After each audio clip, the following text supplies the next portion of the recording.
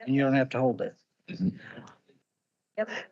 For the state interagency coordinating council members, we're going to start with us being in the back of the room. This is set up for the SEAC group. Then at 12:45, we'll do some readjustment and move people forward for that portion of the meeting.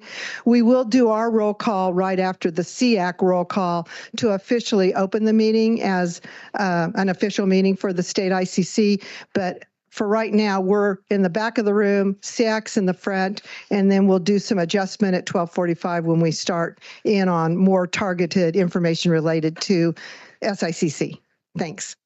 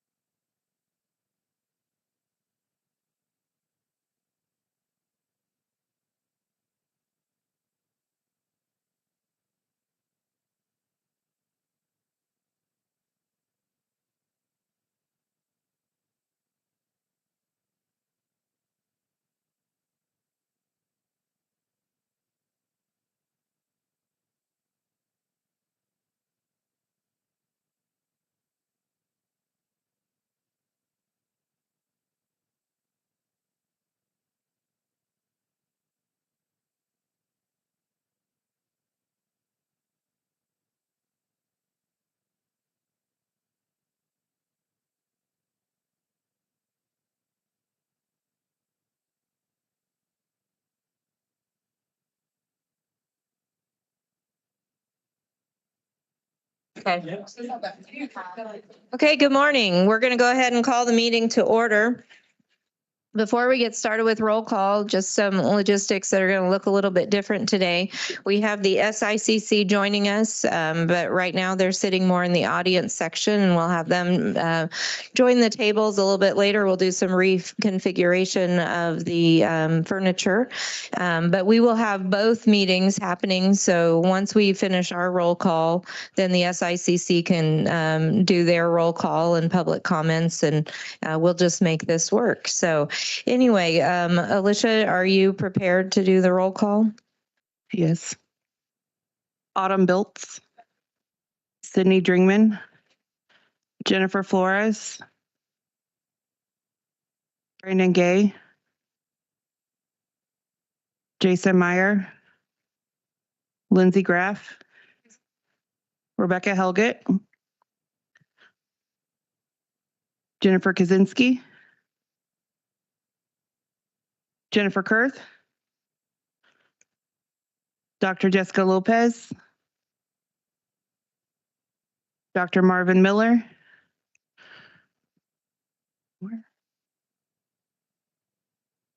Bradley Miller,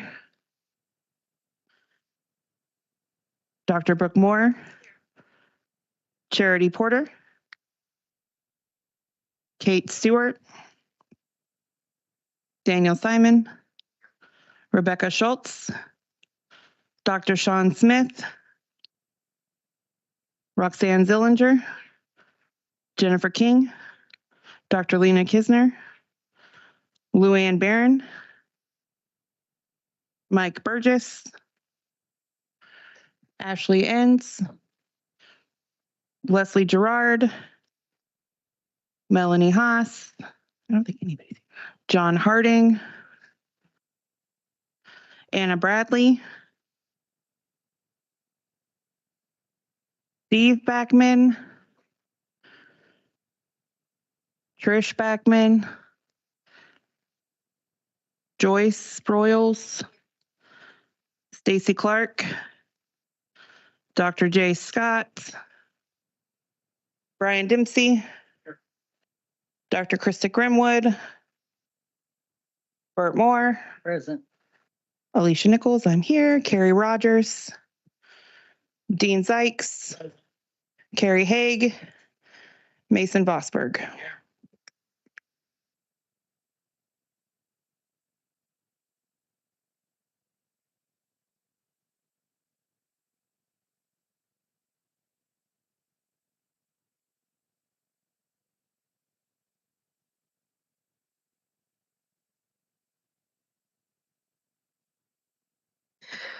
Okay, for the State Interagency Coordinating Council, I'm Kathy Kirstenbrook Osmeyer, chairperson, and I will do the roll call.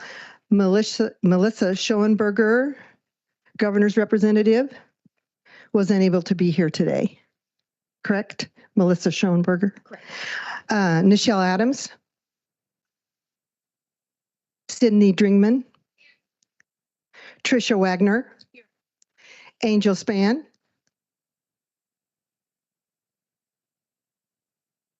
We'll check on her. Bronwyn Fees. Senator Renee Erickson. I'm sure she's in session. Representative Susan Rez, also in session. Lisa Collette.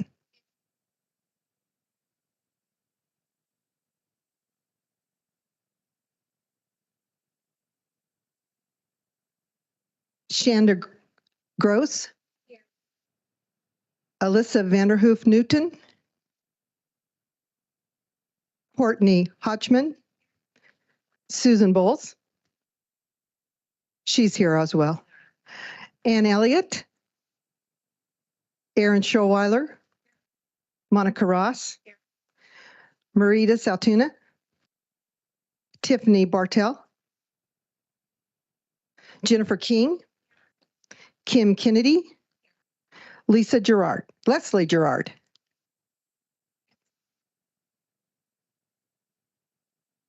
And I think that's it, isn't it? All right, thank you. And again, we'll be moving forward when we get to our business. We will share public comment, but I don't believe there was any. Okay, thank you. All right, we do have a couple adjustments to the SEAC agenda. The first agenda item after roll call needs to be added as approval of the agenda. And then the last item for the day, items for the April agenda, we are going to remove from the agenda because of talking about that yesterday.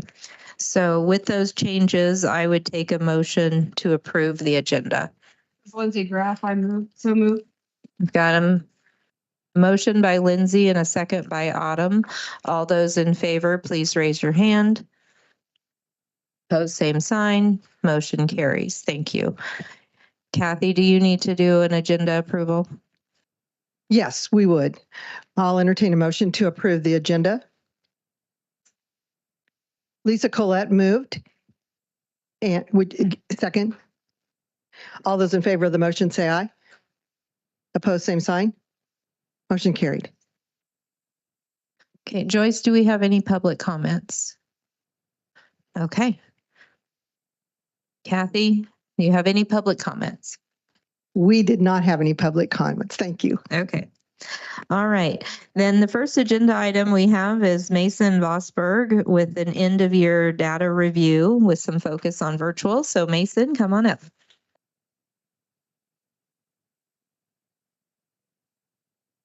This is on, so. I don't know.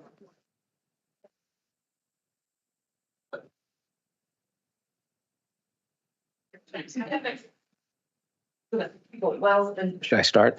yep, go for it. So for those that don't know me, I'm Mason Vosberg. I'm the Kansas Department of Education Special Education Data Manager. I've been in this position exactly 30 years and 6 weeks today, and this is my first SEAC meeting. So Lena asked me to do some analysis on special education students that are participating in virtual schools and programs. So I think Joyce is going to put up a PowerPoint so you can kind of follow along with me.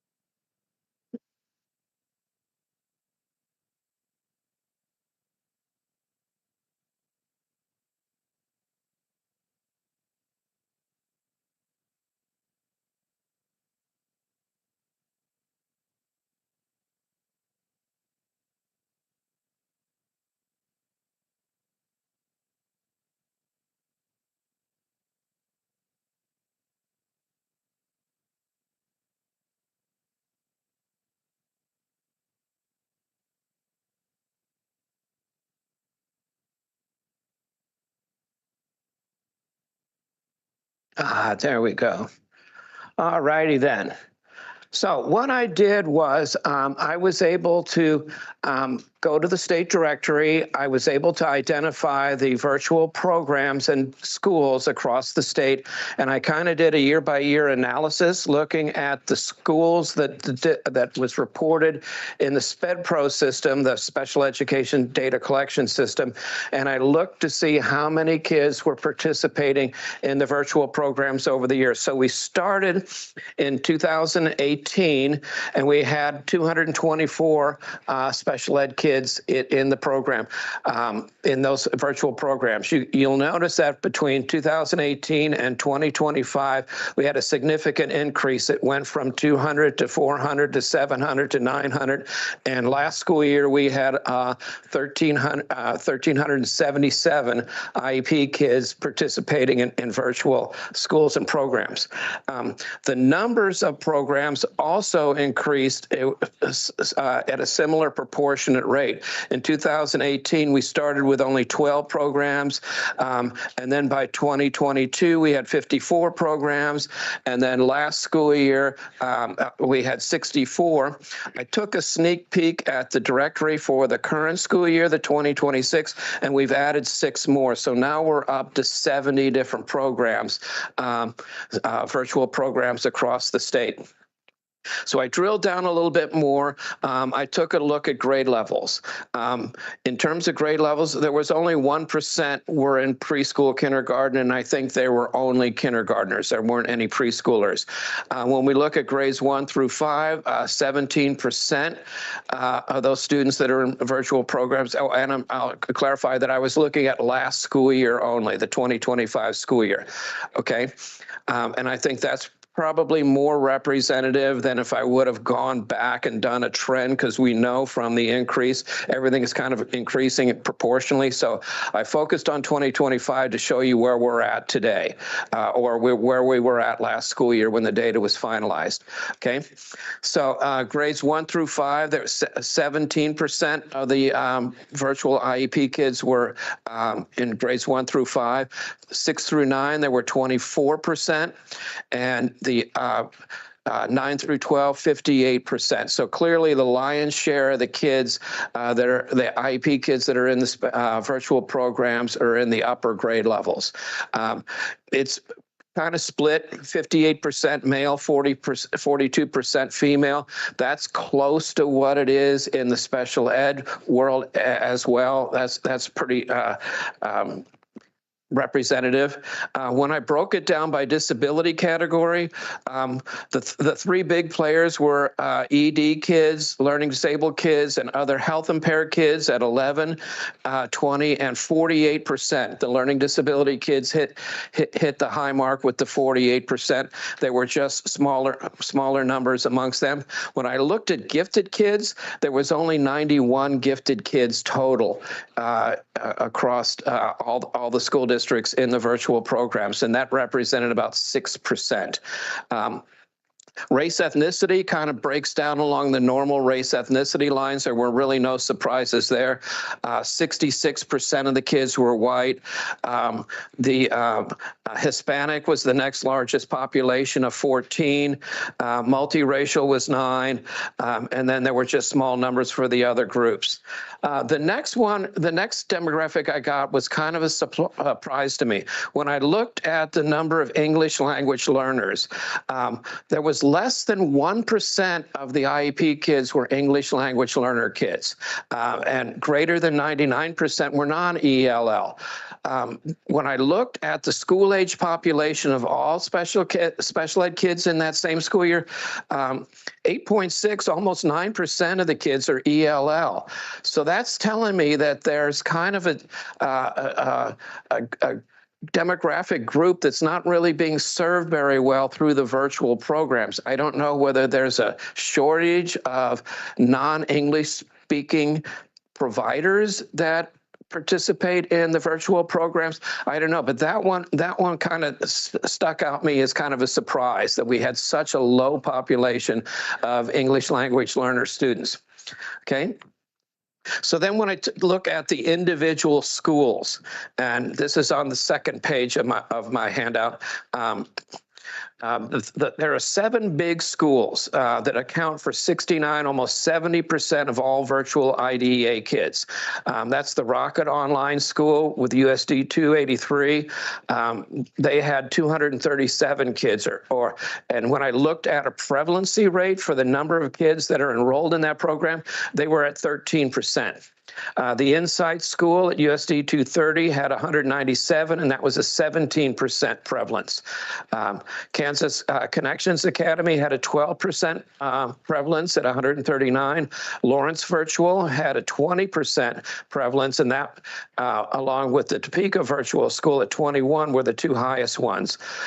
Kansas Virtual Academy, USD 230, had a 19% prevalence, and the Education Imagine Academy at Wichita Public Schools had a 15% prevalence. So that kind of gives you an idea of how many kids, what percentage of kids out of the enrollment are IDEA.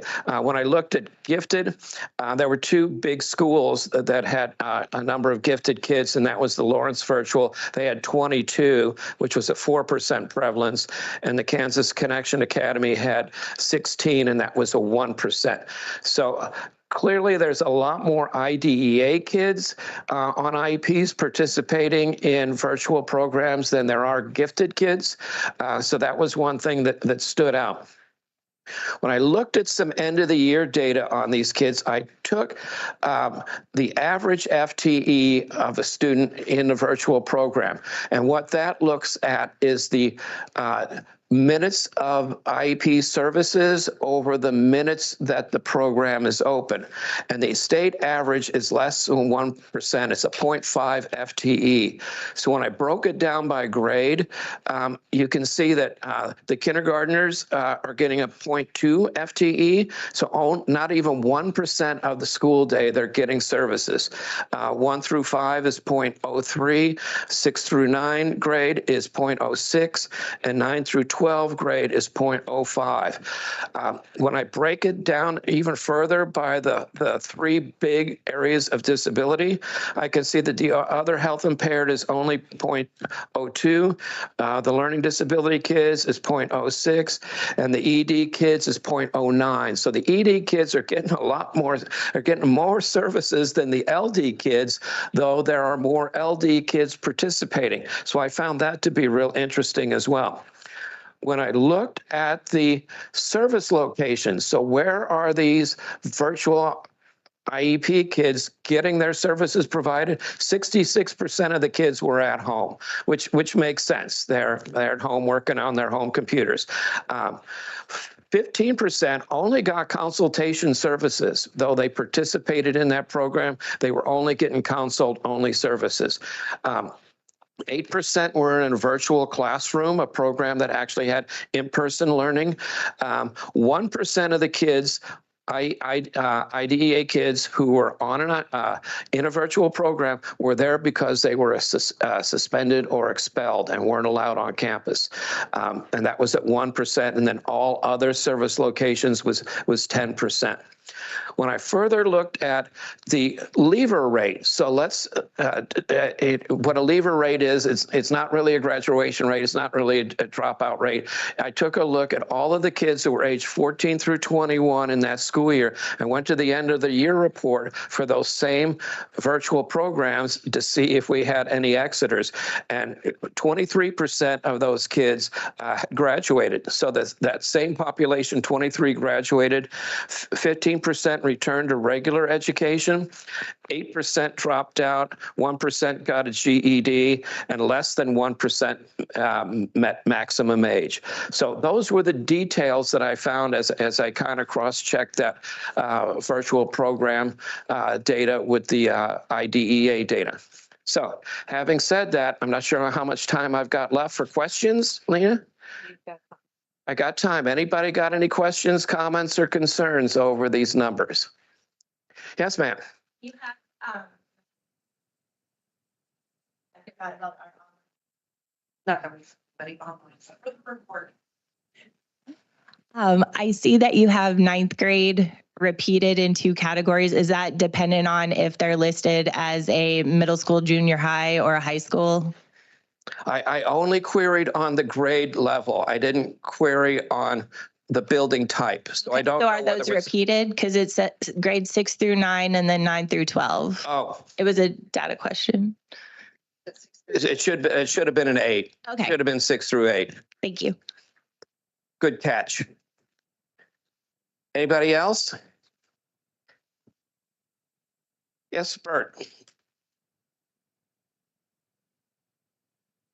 My question has to do with the average amount of time, FTE by disability, compared to building level students, and what the difference might look like for those students that are being served in a building compared to in a virtual program. You mean the kids that are in the virtual classroom? The ones that you have over average FTE by disability and the 6% FTE autism. Yeah. I'm just thinking, is that how much time they spend receiving services? Correct, in proportion to the amount of time that program is open. So let's say you have a 420-minute school day. Those kids were on an average getting 0.06 IEP services for that time. It's the same calculation used essentially for the school finance excess cost calculation, the amount of IEP services over the amount of time that the building is open. Yeah, and I think the question, if I'm understanding right, is what would that, like for autism, what would that FTE look like for students in the brick and mortar setting? Do you have any idea, a comparison? Could disaggregate it. I mean, I could disaggregate it by service location. Mm-hmm. I think the assumption is probably that students in a brick and mortar setting are getting significantly more services than a virtual. I think that's an accurate assumption. Yep. Anybody else? I know these numbers are riveting. I don't want to put you all asleep this early. Well, thank you very much for inviting me. Thank you.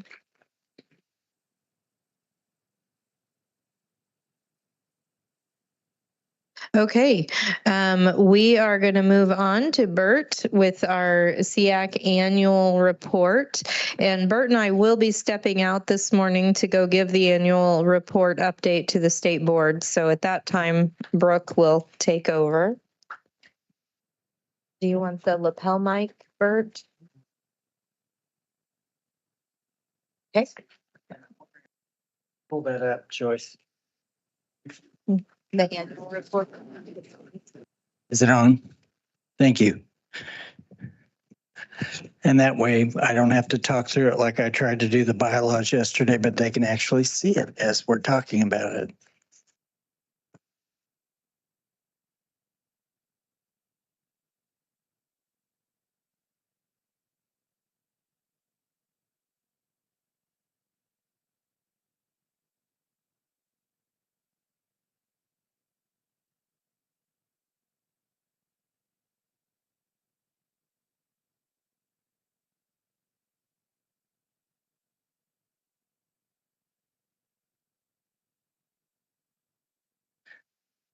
Okay, there it is. So thank you.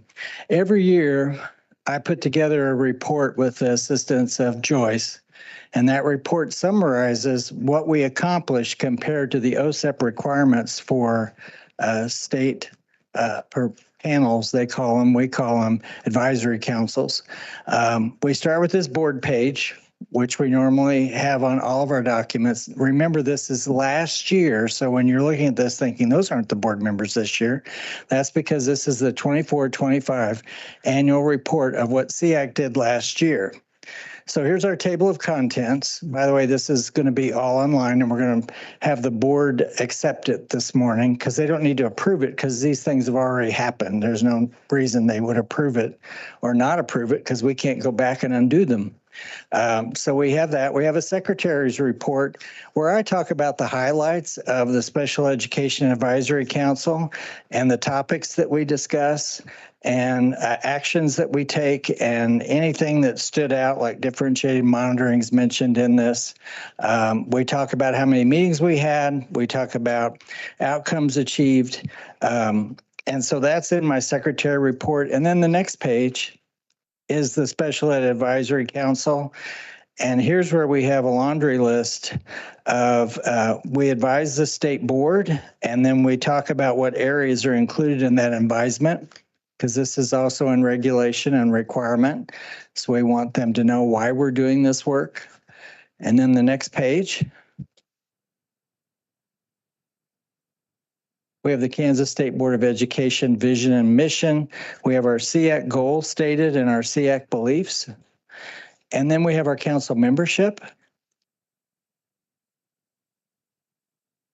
So going across, it has the member's name, the appointment expires on what term, who they represent, do they fulfill the majority, because we're required to have 51% of our members, either persons with disabilities or have children between the ages of birth and 26 that have a disability.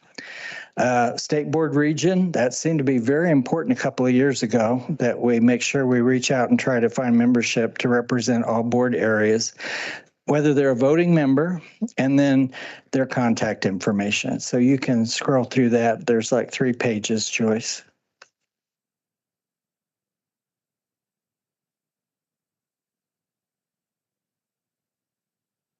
We also have the ex officio members listed. You can stop there a minute, right there. You can go up a little, and we'll talk about ex officio members. So what we've done through the years is we've added different agencies to be at our SEAC meetings. They're invited to the meeting, and they're invited to give a report at each meeting. So those include the Kansas Association of Special Education Administrators, the State Board of Education, the State School for the Blind, the State School for the Deaf, Hard of Hearing, the PTI, Parent Training Information, or Families Together. We also have the DRC, Disability Rights Center, And we have the Kansas National Education Association, who are all ex officio members invited to each meeting and given an opportunity to provide reports to the SEAC. And we normally conclude our meetings with those ex officio reports. Next page, please. We talk about who our chair was, vice chair was, chair-elect. We talk about our operational standards. Meetings are listed of when they were held, where they were held. And then we have a list of council accomplishments. This is an overview document of the accomplishments. It is not all inclusive. Because beginning on the page after this, we provide a summary of the activities aligned to the federal SEAC requirements. For example, Priority Area 1 advised the State Education Agency of unmet needs within the state in the education of children and youth with exceptionalities. And then we have several indicators under that priority. The first one is increase awareness and understanding of provision of services from the public perspective. So anytime that we talked about an item that fit under that indicator, then it is listed and it has a data source and when it was completed. And this was very critical and important during the DMS visit, because one of the things that you have to do is show that you have SEAC meetings that are aligned to requirements. We did not have one question about our special advisory council when they came to visit. This goes on through the 6 indicators. I'll just read them now at this point, Joyce. Priority 2 is comment publicly on any rules and regulations proposed by the state regarding the education of children and youth with exceptionalities. Priority 3, advise the SEA in developing evaluations and reporting on data to the secretary under section 618 of the Act. That's a long one because we do a lot with SPP, APR, indicator, DMS, all that fits under there. And then advise the SEA under priority 4 in developing corrective action plans to address findings identified in federal monitoring reports under Part B of the Act. And then 5, enhance or advise in developing implementing policies relating to the coordination of services for children and youth with exceptionalities.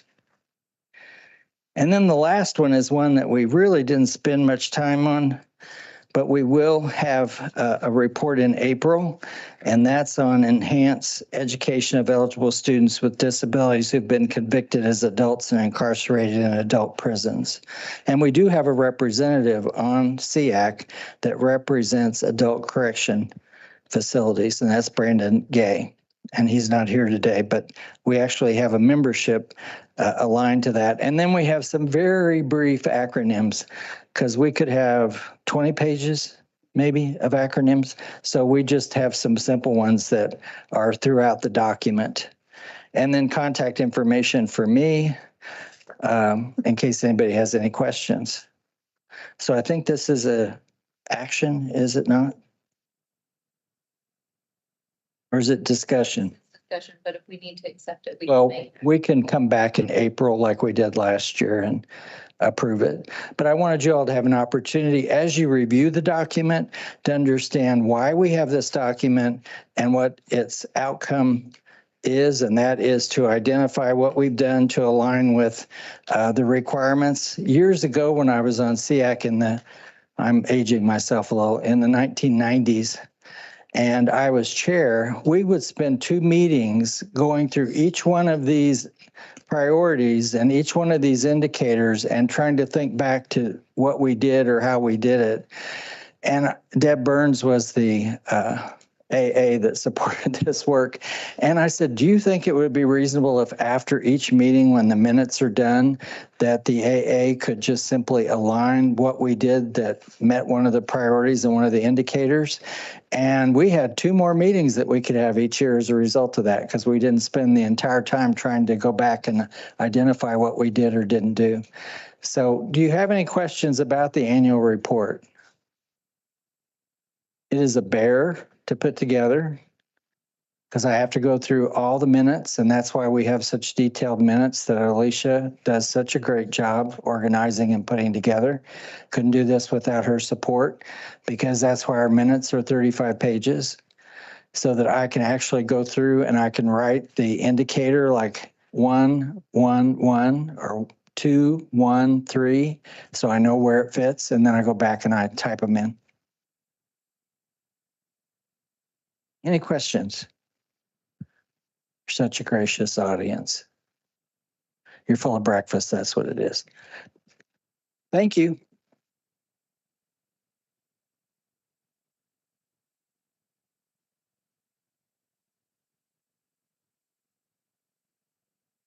Okay, we're going to go ahead and take a 15-minute break. Bert and I are going to head across the street for our time with the state board, and then we'll return with Jay Scott, and we'll see you when we get back.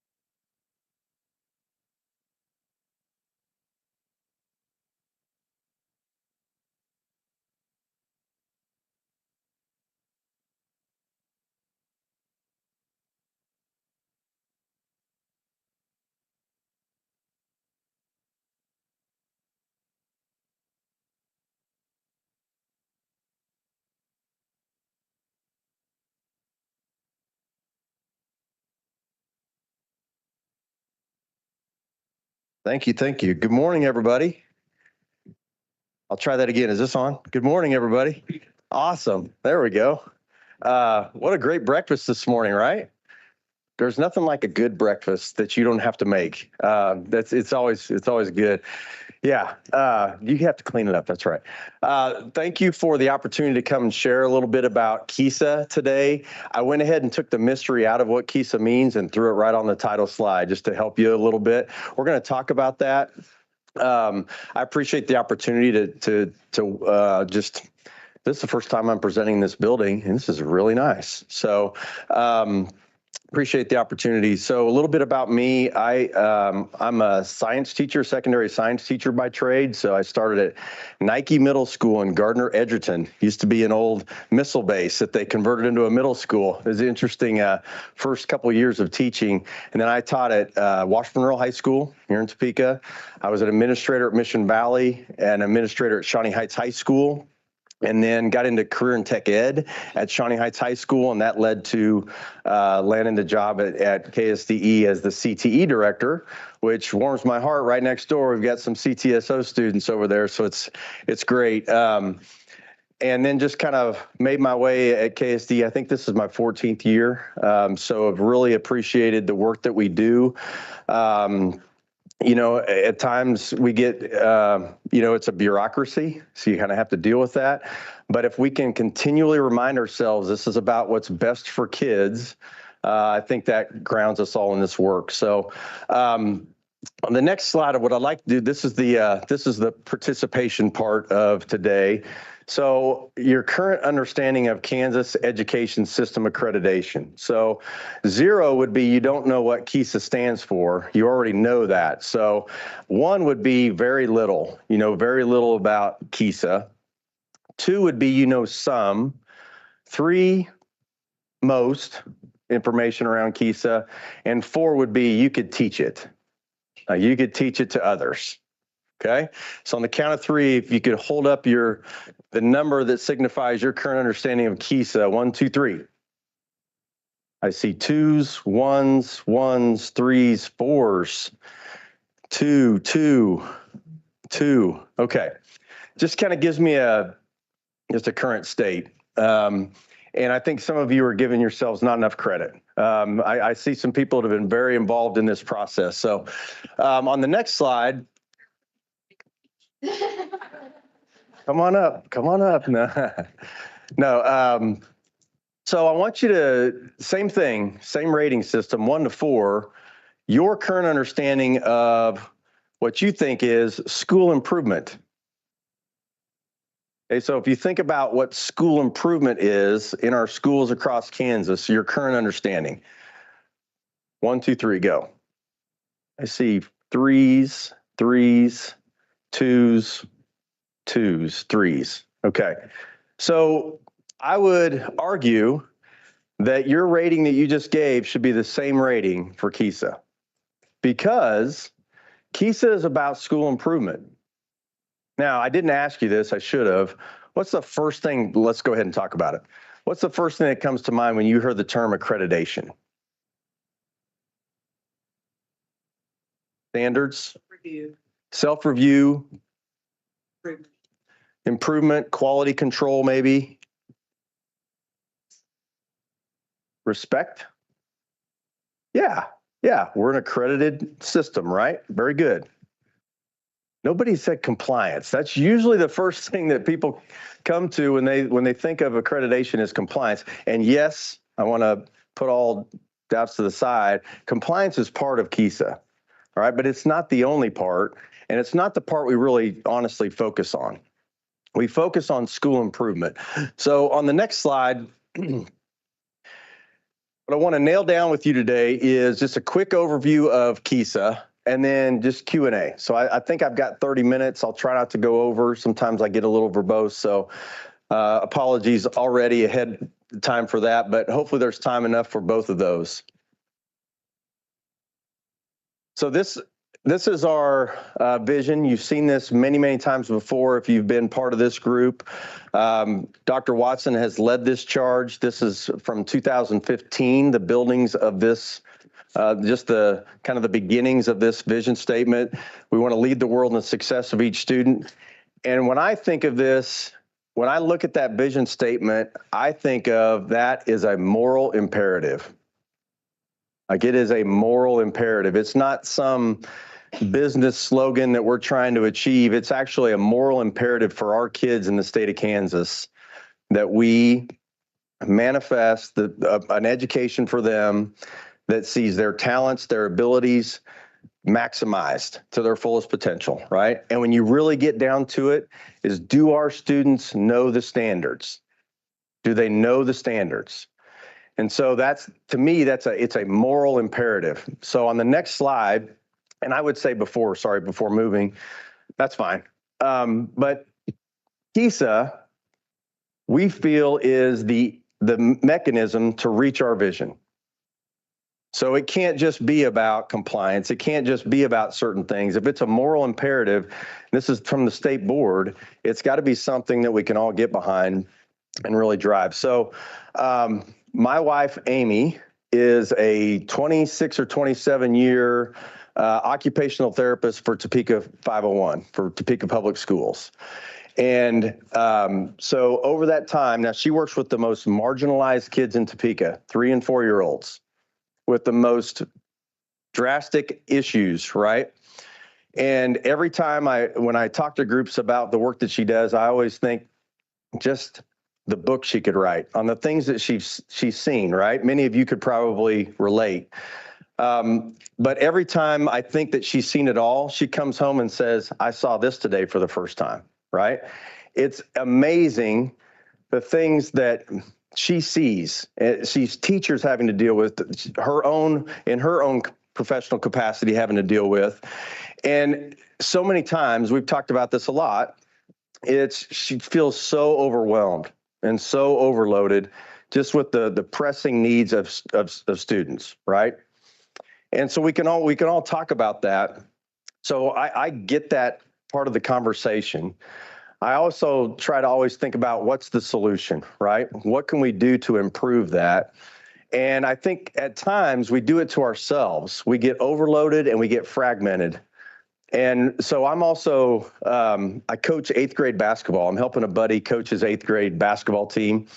And one of the things that I've learned over the years of being a coach is you have to keep it simple. We've got kids on this team that have never played basketball. They're 8th graders that have never played basketball. I love that they feel free. Hey, come on out and let's just play, right? So before, I probably would have taken a little bit different approach. You know, I kind of get into the X's and O's, and at times I'm thinking, you know, I'm looking back on seasons, I'm like, that was so complex. How could I even expect myself to understand how to run that play, right? So this year, it's kind of been refreshing. I'm taking a whole different approach. I've been very simple, right? And to the point whereas before, they might be trying to run a complex play and they forget the goal is to actually put it in the basket, right? What they think about is, I just need to make sure I do this play right. So that tells me what? It tells me it's very complex, and what I'm getting is simple thinking. What you want is the opposite. You want a simple framework, and then you let the kids apply the complex thinking. We're doing the same thing in accreditation. I think with KSDE 1.0, we tried really hard to cover all the bases in schools. So you ended up having systems submitting every year 25 to 50-page reports that we would just do a desk audit. And instead of leading the world in the success of each student, we were leading the world in reporting for accreditation. And so we got to the point where we're just overloading people. And we kind of forgot our moral imperative is that kids need to learn and know and be able to do more. So we're getting back to creating a very simple system where school districts can then apply complex thinking they need to apply to do the work. And the good news is they've already been doing school improvement. So as we've come in with KSDE 2.0, it's like, what you're saying is you're going to accredit us based on the work we've already been doing and that we believe in. And we say yes to that. So as we move forward, it's very important that we keep it a simple framework.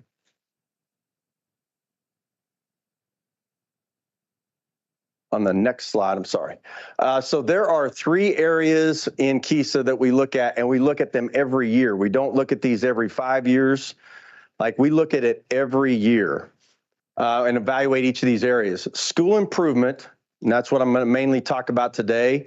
A product of good school improvement are student outcomes. And then compliance is kind of that those fundamental pieces you must have in place, right? So the majority of our time is spent on the action part of those areas, and that's school improvement. We're setting standards in each of those areas, ways to measure that, and then obviously the most important part are the supports that we're providing to systems. So on the next slide, so and this has, Joyce, if you're moving through these, this has quite a few animations. School improvement theory of action. An if-then statement, old science teacher in me loves this. If we strengthen coherence across Kansas, and by focusing on just a few fundamental actions, you can just click all the way through it, Joyce, if you don't mind. Then our kids will basically be able to know and do more. The then part of this statement, there's a couple more arrows on there. The then part of this statement is the most important part. That's the part we can't forget. But the if and the by statements are all adult-centered behaviors, right? It's what we're going to focus on as adults. And frankly, as a state, the coherence piece, and Dean knows this really well, we need to make sure that we are coherent in our accountability models for the state. Right now, we have an at-risk legislation that starts in October, right, with all systems. That's an accountability model. We have Title I, right, at the building level. That's an accountability model. And we have KSDE at the system level. If those 3 areas aren't integrated, then that's on us, right? And then we have systems doing 3 separate things, right? Redundant work. We can't have that. So we're working to integrate those 3. That's coherence. What does coherence look like at a school district? Your professional development reinforces your professional collaboration. Those all reinforce your educator evaluation, your walkthrough model, right? All those structures that school districts have, they are mutually reinforcing, okay? And that's what we're focusing on. But you can only do that if you create up a simple framework that's focused on a few things. So on the next slide, this is the school improvement model. So if you take nothing away from my time with you today, take this away with you. This is the school improvement model. Now it's very busy, and it breaks all PowerPoint slide conventions with that many words, but it is the heart of KSDE. Over on the left-hand side are 4 fundamentals that we say are high leverage. Research says they are high leverage. Structured literacy, if we have the highest level science of reading-based literacy instruction in every classroom in Kansas, that's mastering that fundamental. Our kids deserve the highest level of literacy instruction in Kansas. Standards alignment, is there clarity around what kids need to know and be able to do? When I went to parent-teacher conferences, teachers ran from me, right? Because I would always ask them, this mainly at the high school. I was a high school teacher, so I can pick on high school teachers, sorry.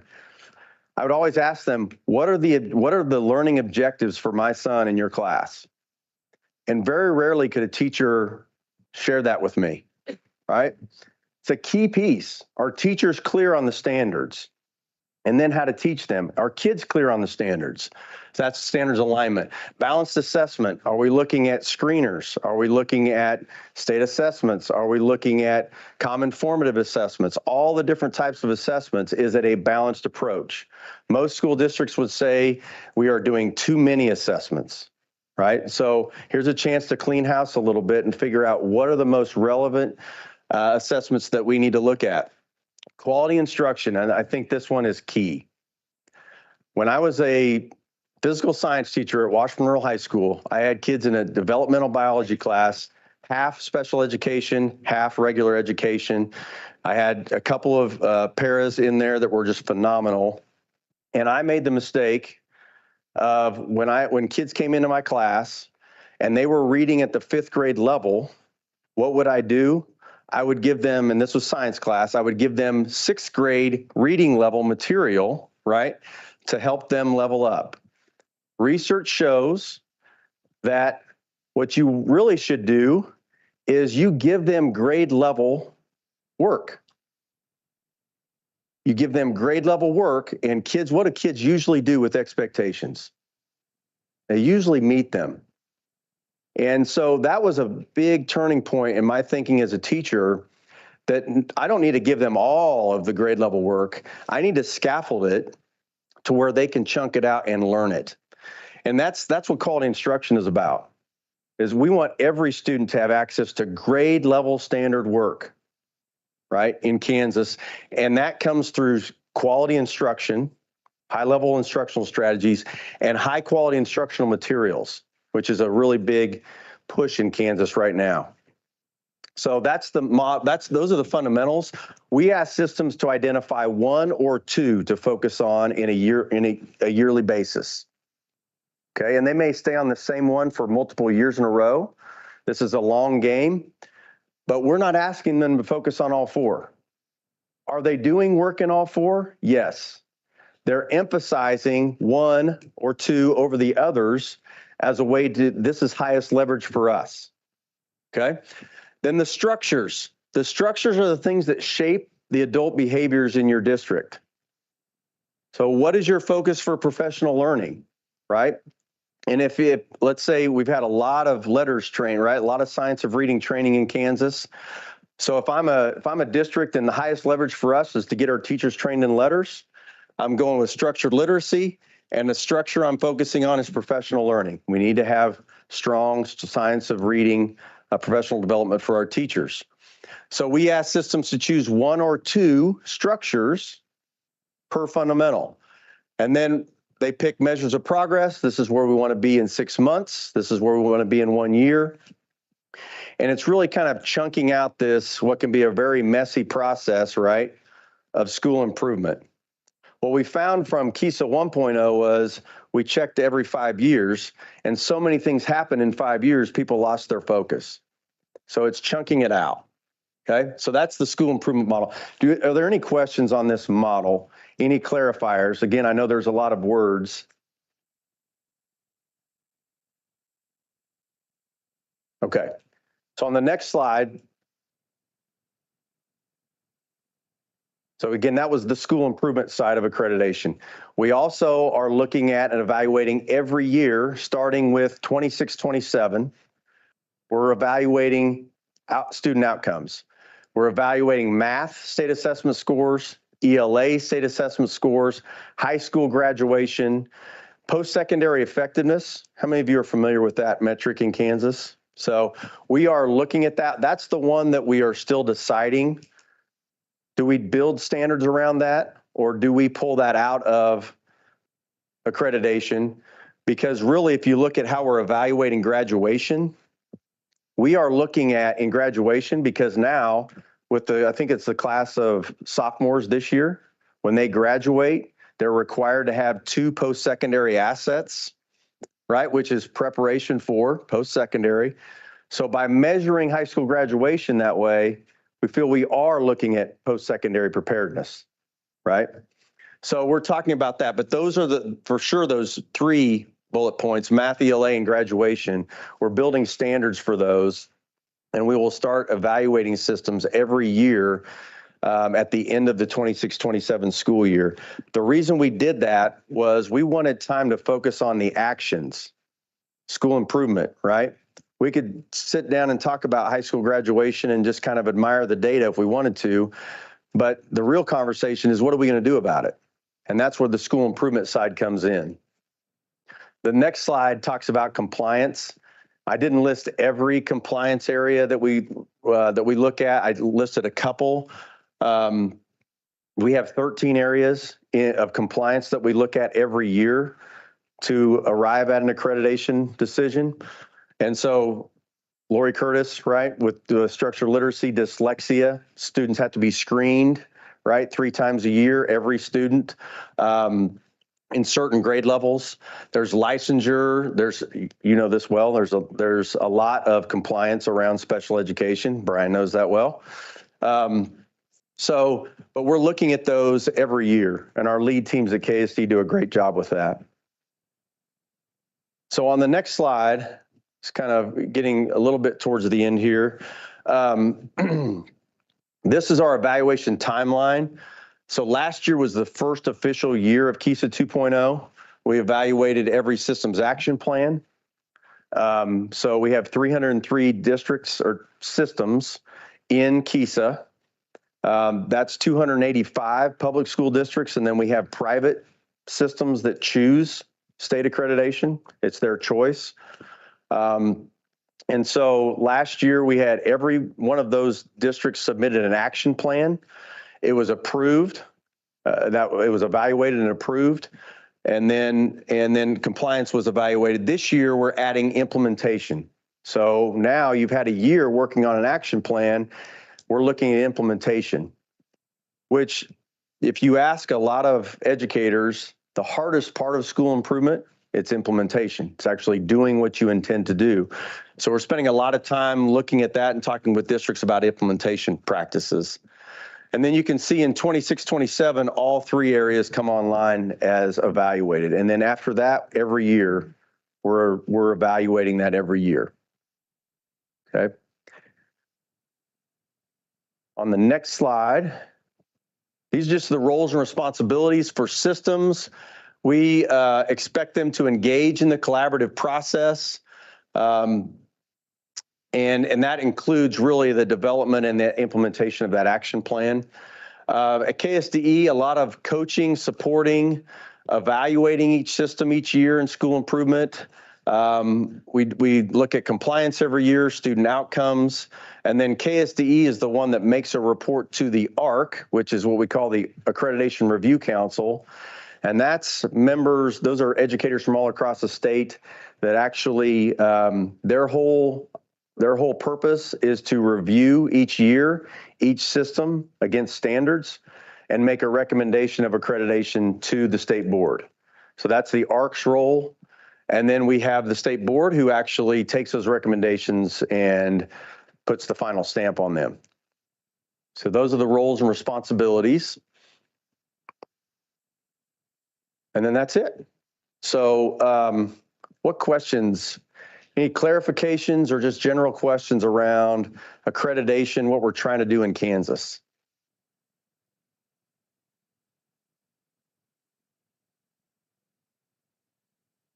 This takes me back to third hour physical science on a Tuesday. I guess it's Wednesday. Well, yes, thank you.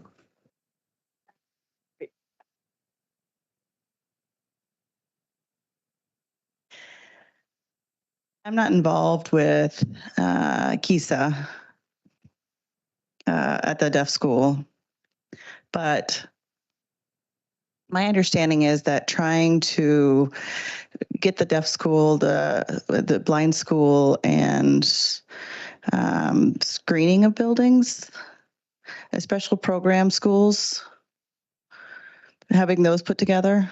Yes. So during KESA, sorry. And I apologize, I'm not speaking slowly enough probably today. You spoke really fast. Sorry. So during the first KESA 1.0, first version of KESA, we didn't have the model that we have now. So before, we treated basically every system the same as every other system, like equal standards, right? What we did with KESA 2.0 is we grouped like systems together for the collaborative process. So what that looks like is we call them special purpose schools. And I actually, they suffer me. I work with them. John's laughing in the back. But I work with the Kansas School for the Deaf, for the Blind, Lake Mary Center in Paola. Parsons State Hospital has a small school that's part of it. Hart Spring in Wichita, and then the Lawrence Gardner High School, which is part of the Judicial Center here in Topeka, the Juvenile Detention Center in Topeka. All 6 of those are accredited by the state. And the School for the Blind and the School for the Deaf, their board is actually the state board. So they get the distinct opportunity to come and present their action plan to the state board. They're the only systems that really get to do that. So we just felt like we weren't serving those schools very well with our previous model. It wasn't really allowing them to talk about their distinct differences, which are vast. So now we've been able to work together. So John, we meet at least once a year, and then those groups have been working on some alternative metrics, especially for high school graduation. Looks a lot different in those 6 school systems that I listed, right? So that group's done a great job of developing some alternative metrics that we're going to take to the state board and say this is equivalent to a graduation standard. So yes, those special purpose schools are working together. We do the same thing with our suburban schools. We call them urban in Kansas. People outside of Kansas probably laugh, but Wichita, KCK, Topeka, Dodge, Garden, Liberal, Erie County, we lump them into a urban cohort so they can work together through accreditation. So those are just some, and then we have our private system cohort as well. And then we break the rest of the state up into regions. So we have a West region, we have a Central and an East, and we have members of our team that oversee those, work and support those systems in each of those regions.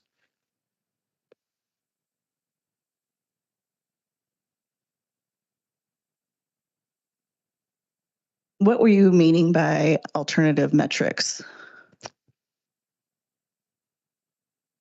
So this really started, I don't know, 3 or 4 years ago when I first got into this position at the tail end of KSDE 1.0. But when there were over 200 districts that were going through the accreditation process for KSDE 1.0. So it was the culmination at the end of their 5 years. And so a lot of the special purpose schools were going through at that time. And I had to take to the ARC, hey, Lawrence Gardner High School, which is all kids that are incarcerated, their graduation rate is below the state standard. And because of that, they're going to be accredited with conditions.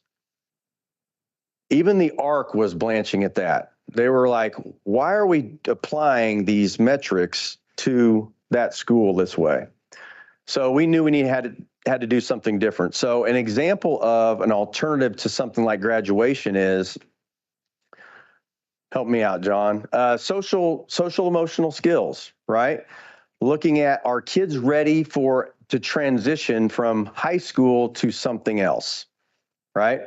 So that group of special purpose schools have developed their own basically assessment that they administer to students that are like life skill based, employability skill based. And that assessment is common across all of our special purpose schools. And that is what we're going to present to the state board as this is the alternative assessment to a diploma. Is that these students understand how to organize things, right? They can do some basic life skill, employability skill things, and they're ready to transition to something else. We feel like that's more appropriate for assessing or evaluating special purpose schools in that metric, right? Good question.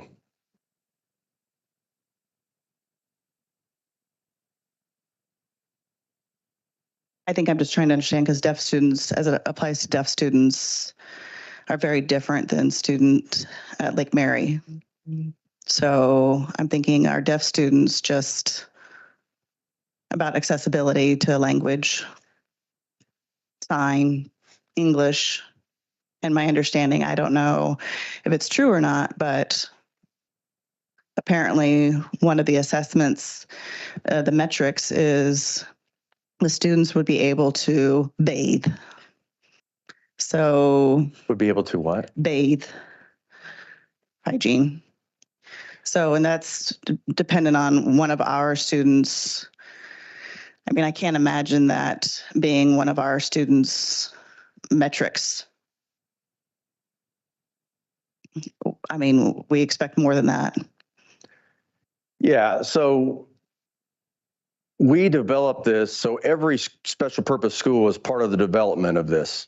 So all 6 that I listed there were all part of developing it. And we all agreed on these are the prompts that we're going to measure our students against. We put them in 4 different categories, and really they're just really formative assessments. They're not like a final exam or anything like that. So it's something teachers can actually look at and assess students in. You know, I can't speak to the individual side of those, but that was agreed upon by that group as universal. Regardless of what school they're part of, they were universal skills. And yeah, I think maybe the jury's still out on whether some are rigorous enough or not, or apply or not. That's why we're piloting that assessment this year, so that we're ready at the end of 26-27 when all outcomes are being evaluated for accreditation. We're ready for that. So Jay, would it be safe to say that Luann Barron was probably part of that process? And John, Yes. you may know that. So Yes, Luann was part of that process. that is correct. For sure, Ben Cardone. John.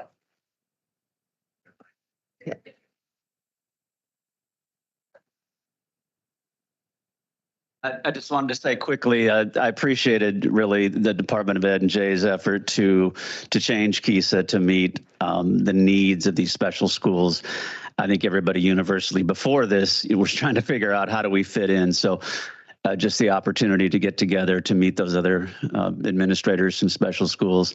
With respect to the outcomes, the way we're doing it is not just affording opportunities for the students with the most significant needs, although we have to consider those students too.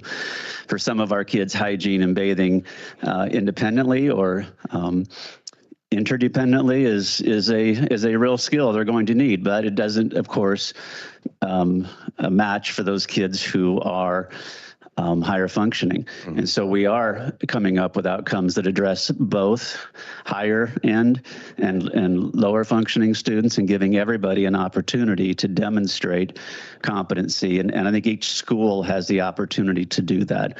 So we're making it fit for us, and we have the latitude to do that. So I want to just give a shout out and thank you for that opportunity, because that's important for us. We'll see if John is still thanking me when he has to go in front of the board and sell it to the board. I'm just kidding.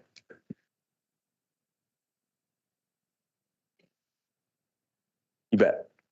We've had a lot of information about kind of that secondary piece, but I know you guys look at lower grades and preschool as well, and you might speak to those a little bit. We kind of have a group here that looks at the early childhood piece a little bit. So great question. When you look at the school improvement model, a lot of people at first glance just see ELA math.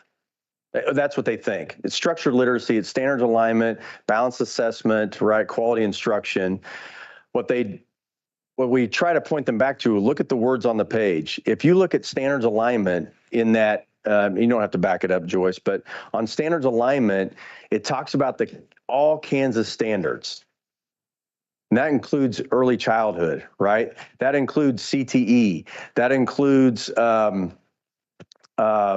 social emotional character development standards. We have those in Kansas. We were the first state to have those. It's all in Leavenworth.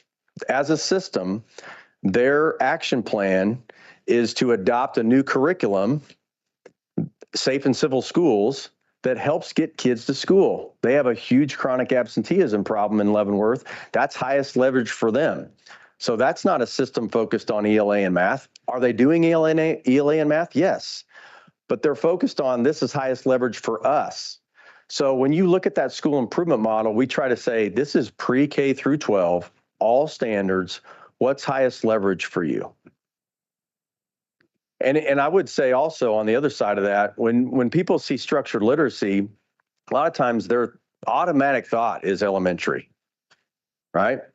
And I've talked to quite a few secondary teachers or secondary administrators saying, help us with structured literacy. We're all in, but what does that look like, 7 through 12? And if you talk to Lori Curtis, it's very simple. It's about vocabulary. Structured literacy at the secondary level is about how you teach vocab. And a coordinated, across the board way, everybody teaches vocabulary the same way. You know, a science research, a research-backed approach to teaching vocabulary. So it spans both, you know, and really we think of it as a system-wide pre-K through 12.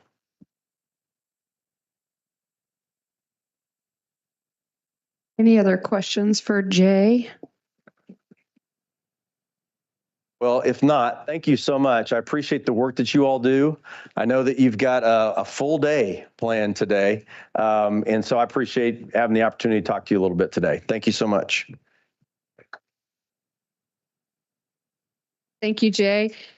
We are going to transition to Frank Henderson with the commissioner search interview portion of the agenda. We'll go kind of 5 minutes to talk amongst yourself as we kind of regroup here.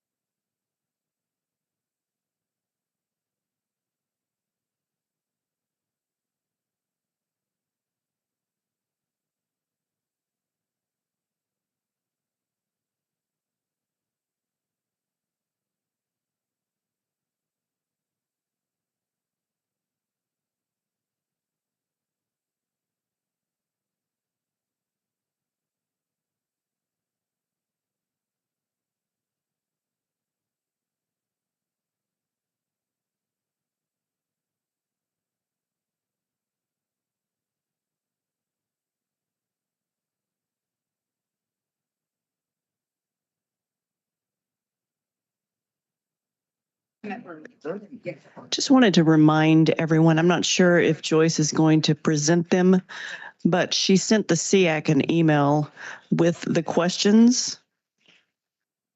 I'm going to look at the date of that email, January 8th. So if you want to look back at your email, you can find the questions that we're going to be looking at today.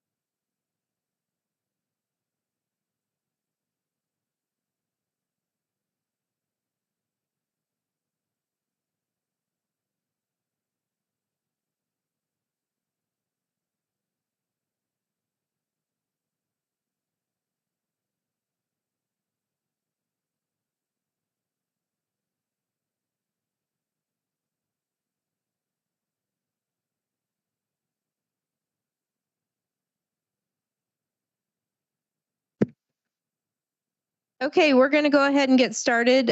We have Frank Henderson here as part of the commissioner search. And so this will be interactive, and our SICC folks, feel free to jump in as well, because this is getting some special education perspective, and we want to make sure we hear from early childhood. So I'll turn it over to Frank.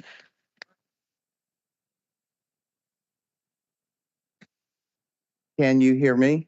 No.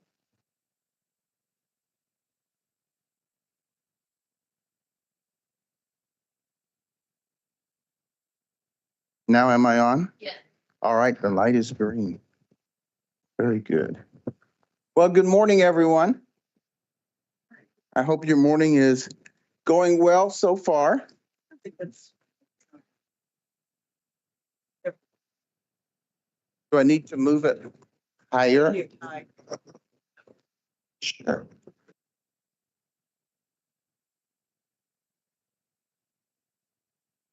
How is that?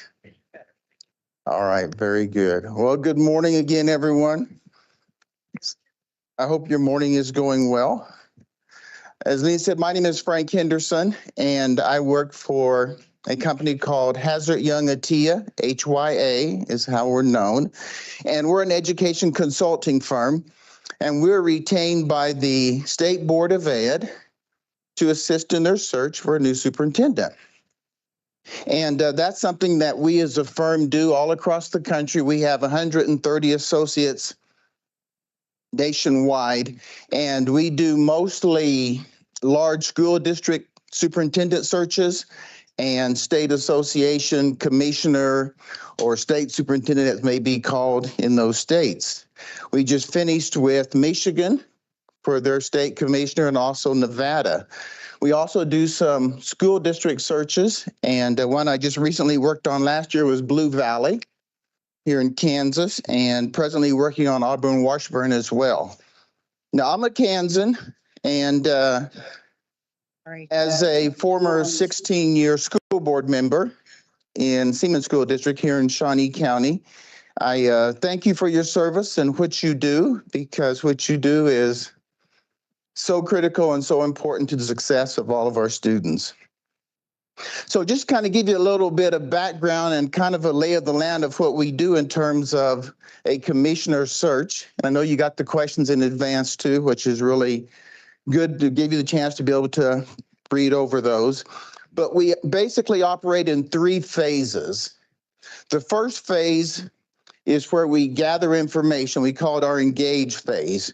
And we contact basically about anybody you can think of that would be a stakeholder. And we hold what we call focus groups, just like the group today. Talk to parents. This morning I met with legislative leadership over at the Capitol, met with governor's office yesterday, and we posed these same 5 questions to everyone. Okay, when all that information is gathered, we create a report called our Leadership Profile Report.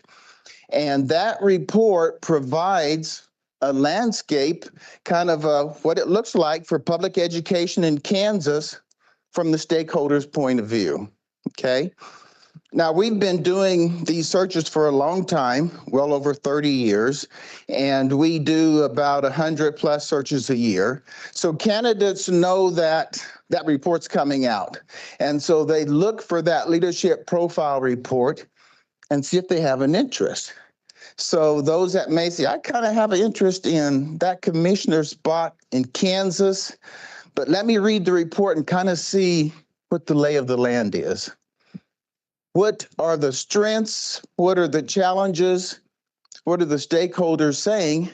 And it is a factor in terms of whether some folks will apply or not.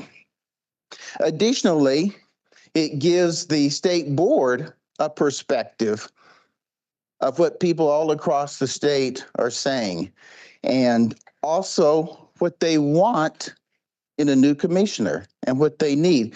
So that's the purpose of this leadership profile report.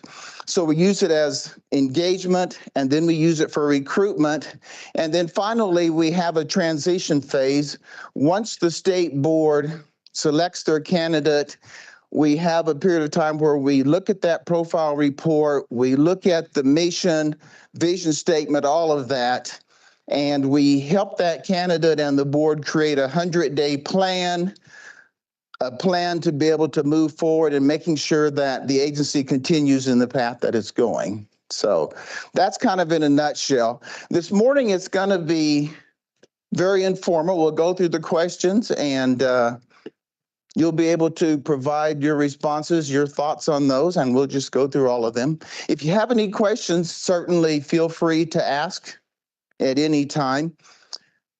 Our plan in terms of the big picture is for the state board to have a new commissioner in place July 1. So that will be right around the corner. And I don't have to tell you how critical and important it is for that new commissioner coming into Kansas. Dr. Watson has served well, and he's actually served longer than any commissioner in Kansas, 11 years, and a lot of things have been accomplished. We want to be able to continue to build upon the good things in Kansas.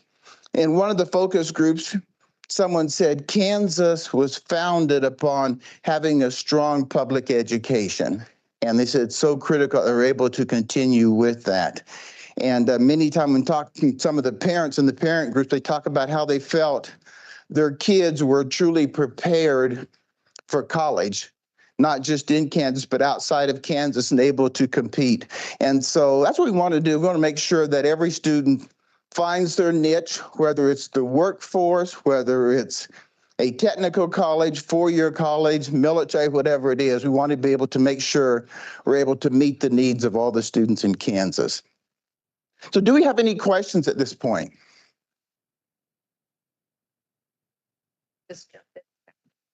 Just a reminder, anytime you do have a comment, make sure you have a microphone for any input so we have it recorded. Okay, thank you, Lena. And again, I thank you for the opportunity to have me here. We're looking forward to being able to hear your thoughts. So let's just begin with the first question. What are the strengths of the Department of Education that the new commissioner can build upon? What are some of those strengths that you can identify?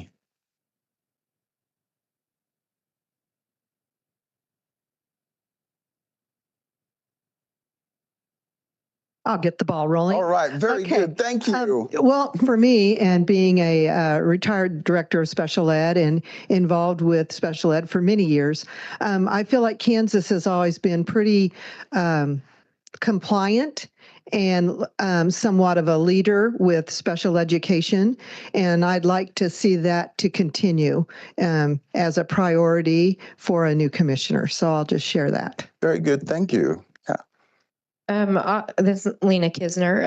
I would just add that I also feel like overall the State Department is very supportive of school districts and works really hard to issue guidance and just offer support and help. And I would like to see that continue and not to just kind of become a gotcha department, but more of one to help schools do better.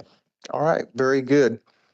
So we see the State Department as a great resource now, and we also see our system as one that's been compliant, as being willing to follow what needs to be done. Absolutely great. What other strengths?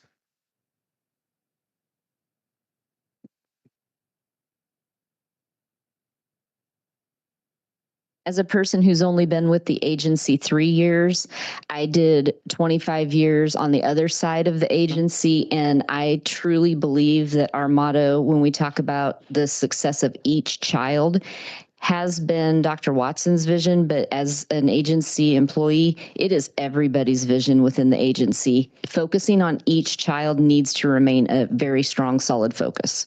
Excellent. Thank you. Yeah, that'll be important for the new commissioner to understand. So when you were in the field, so to speak, for 25 years, did you feel like there was good support for you? Did you feel like the department was a good resource? Yes, I was in public school and then I worked at the correctional facility at Lawrence Gardner. And anytime we had any issue, we knew that we could, Kathy Ko was our SPED director, but we also knew that we could reach out to KSDE for questions. And it wasn't I'm calling to tattle on somebody, which kind of can be the perception before you understand what the agency does. And we knew that we could call Bert and the SPED department and say, what can we be doing and what should we be doing that maybe we're not doing? So it was an easy phone call, and we knew somebody on the other end was going to be responsive and supportive and bring resources if there was something that we needed and we didn't have access to. Excellent. Thank you. I like the word responsive. Absolutely. This is Shanna Haley. I will tag on to Trish. I'd like to say that the department prioritizes the whole child, and so early childhood is a priority area. As we talked about, special education, mental health are all priority areas to serve our kids in Kansas. All right. Thank you. Hi, Shanna. Didn't see you earlier. Shanna was one of our rock stars at Siemens School District. Fabulous educator. Hi, Courtney Hockman. I think what I have observed with Dr. Watson, is that personal relationship building. And so whoever comes into those shoes is going to have big shoes to fill, but that willingness for hands-on and relationships and that expectation that's been laid. Excellent. And you feel that now, apparently. Awesome. Very good. That's so important, relationships at every level. Yes.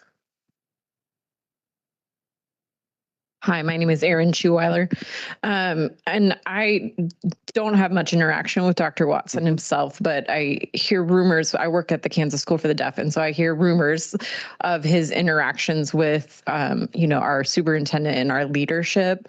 And I just think for me personally, I appreciate that his name is thrown around often enough at our school that means he's involved and invested in what we're doing at our school, which we are a unique situation. Right. And so I just would appreciate continued, awareness and acknowledgement that there are some specialized schools and we all have a place to live here in Kansas too. So excellent. Very good. Sound like that's a good site visit for the new commissioner.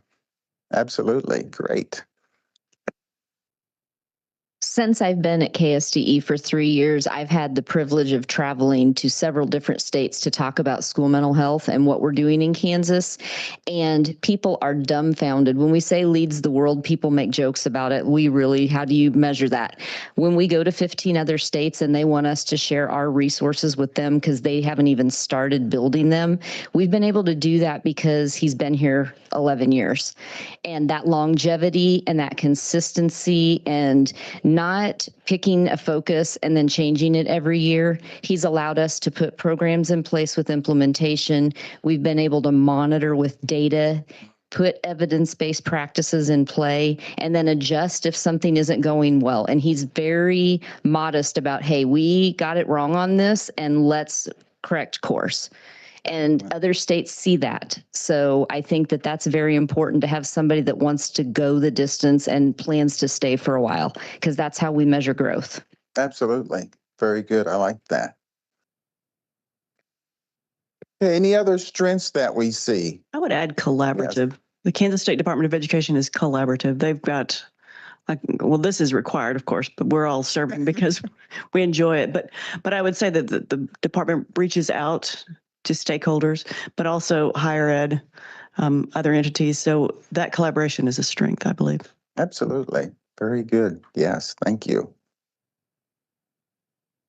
Okay, anything else on strength before we move on to challenges? Okay, challenges are also known as opportunities. So what challenges does the new commissioner face within the Department of Education, within public education in Kansas, that you feel like needs to be addressed, or the new commissioner needs to be aware of coming in? I'll start, and I'm not the negative Nelly in the room, but I think they need to be very aware of the challenges that we faced within our legislature. including finances as well as overall view of public education. Yeah. They have finances and overall view of public education, working with the legislature. And of course, this new commissioner coming in will have a new governor shortly thereafter, new members of the legislature.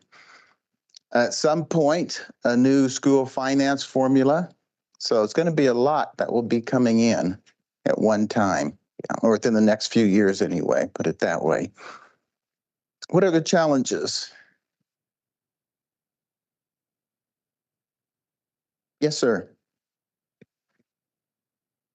It appears that there's a decline in student population statewide, and so that's something that would certainly need to be considered by the new commissioner. Mm-hmm. That's true. Yeah, we lost a large number of students during COVID that never came back.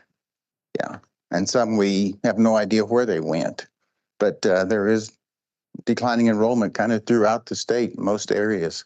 Absolutely. What additional challenges?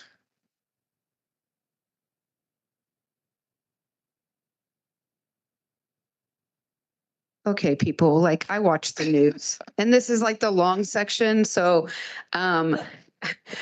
let's get real. But I think that some of the positives we listed are challenges. So the fact that Dr. Watson has been here for 11 years. Yeah. And so, of course, from the field, we're like, oh, like what? Like there's a heavy burden. So that relationship piece that we talked about is a strength that needs to be built on, is also going to be a challenge for the new person coming in to build the relationship that we have had with someone for such a long time, and to really understand us as a system, because we found through the DMS monitoring system of OSEP for special ed, like a lot of the rest of the world doesn't get Kansas. I mean, we're kind of a special thing over here. So whoever that is, especially if they come from outside the state, to really understand what's going on here. Yeah, very good. So in regard to that relationship building and getting that understanding, what steps would you like to see that new commissioner take? What specific steps would you like to? Yes. I've been around long enough now. I remember when Randy came in, and one of the things he did, which shows his responsiveness, I think, was the listening tour. I went to about 3 or 4 different locations on his listening tour where he really began to build those relationships, not just in the big school districts, but out in the small communities, and someone that understands the challenges of our rural and small communities, because it's not just declining population. It's are we looking at school consolidation or things like that? No one likes to say that word, but we've got all those things, and to bridge those, we have to have that good quality relationships. Over the years that I've been here on SEAC, we've had robust discussions on ESI or dyslexia or other things. And we've had to bridge a lot of gaps among people. I think we will have more issues like that in the next 10 years. And so those relationships are foundational to building that and working through those issues. So I'm looking forward to see what's happening. Absolutely. Tell me where you live. I live in Wichita. Okay, Wichita. Very good. Just to piggyback on those statements as well that Marvin just shared, I live in Colby, so the complete other end of the state. And one thing that has been appreciated is the fact that the department and Randy and others that are leaders in the department have made an effort to be out to those superintendent meetings and to those rural areas, visible more than just on Zoom, because it is different when you're in person. Going back to the question of a challenge, I think there's also a significant challenge relating to personnel, both special education as well as general education, and certainly in the early childhood childhood areas. And we're going to have to do something because we just are not getting positions filled, and the quality is so important. And so that is something that's really going to need to be focused on. And then additionally, looking at the technologies, artificial intelligence, other types of things that are really becoming very predominant, will need additional guidance and support in working through those things. Because along with shortages, everybody's doing a lot, and they need all the help they can get through the expertise of the department in leading in those efforts. Okay, while you still have the mic, let's go back to personnel. What do you see as solutions? How do we get more people going into education? How do we increase the number of paraprofessionals that work with special ed, and how do we handle all of that? Well, of course, there's not one answer, and there's a lot of things that need to be teased out. But in terms of money, I mean, paraeducators are going to have to be able to make a working wage, as are teachers. And so the finance piece and the relationship of that, both with the legislature and the department, are important. I think that there are lots of ways to look at pathways. The State Interagency Coordinating Council does have a systems committee that is looking at early childhood personnel and pathways and coordination of those pathways among community colleges, the four-year institutions, as well as other types of things, looking at apprenticeships options. So there's quite a few areas to look at, and teasing those out. Yeah. But it's going to be more than, I think, just one type of thing that will solve that problem. Yeah. So it sounds like the new commissioner really needs to be able to gain an understanding of the whole system, and where the deficits are and where the challenges are, and be able to take advantage of the groups that are in place, and be able to try to come up with some solutions. Again, working with the legislature, And I don't know who determined years ago what the hourly wage should be for paraprofessionals, but it hasn't increased much at all. But then you go to the fast food restaurants and you see them continuing to increase. And it's like, what about those who are working with our children? Yeah. I'm going to throw out one more, and this is in the area of foster care. I think there are a number of groups that are starting to look at that, and we're really realizing that we have an issue of delivering great education to foster care students, especially as they bounce around the state every 2 or 3 weeks in different placements in different districts. And I think that's something we're going to have to look at. And the commissioner is going to have to get involved in those conversations as well. Very good. Okay. Thank you. Yes. This is Stacy Clark, and I was just going to add on to what Kathy said. First and foremost, I think we need to make sure that our current teachers have the supports and the skills that they need to be successful, so they're choosing to not leave the classroom. There you go. Yeah. That retention piece. Absolutely. So I'm also going to piggyback on what Kathy had said, because I think one of the outcomes of the staff who are untrained is that we have an increased prevalence of children with disabilities. The identification rate's increasing because general education doesn't have the supports they need to meet the students' needs without special education support, despite maybe them not being a true student with a disability. And so I think the commissioner needs to have an awareness that we need to take a hard look at what's happening at the tier 1, 2, and 3 level within our schools to make sure that our special education numbers stay in check, because we are approaching a tipping point of a crisis as far as special education funding goes, and trying to support the costs of special education because we're not meeting enough needs on the general education side. And then that, coupled with declining enrollment, means the districts are getting, as Frank Harwood said, pinched on both ends. And it's going to make it hard to sustain any kind of quality programming for anybody. So true. Absolutely. Thank you. I'm Susan Bowles. I'm from Hayes, and I too remember when Dr. Watson came out for those listening tours, and I thought they were great. It's kind of related to ongoing support for staff in the areas of education, whether it's regular education, special education.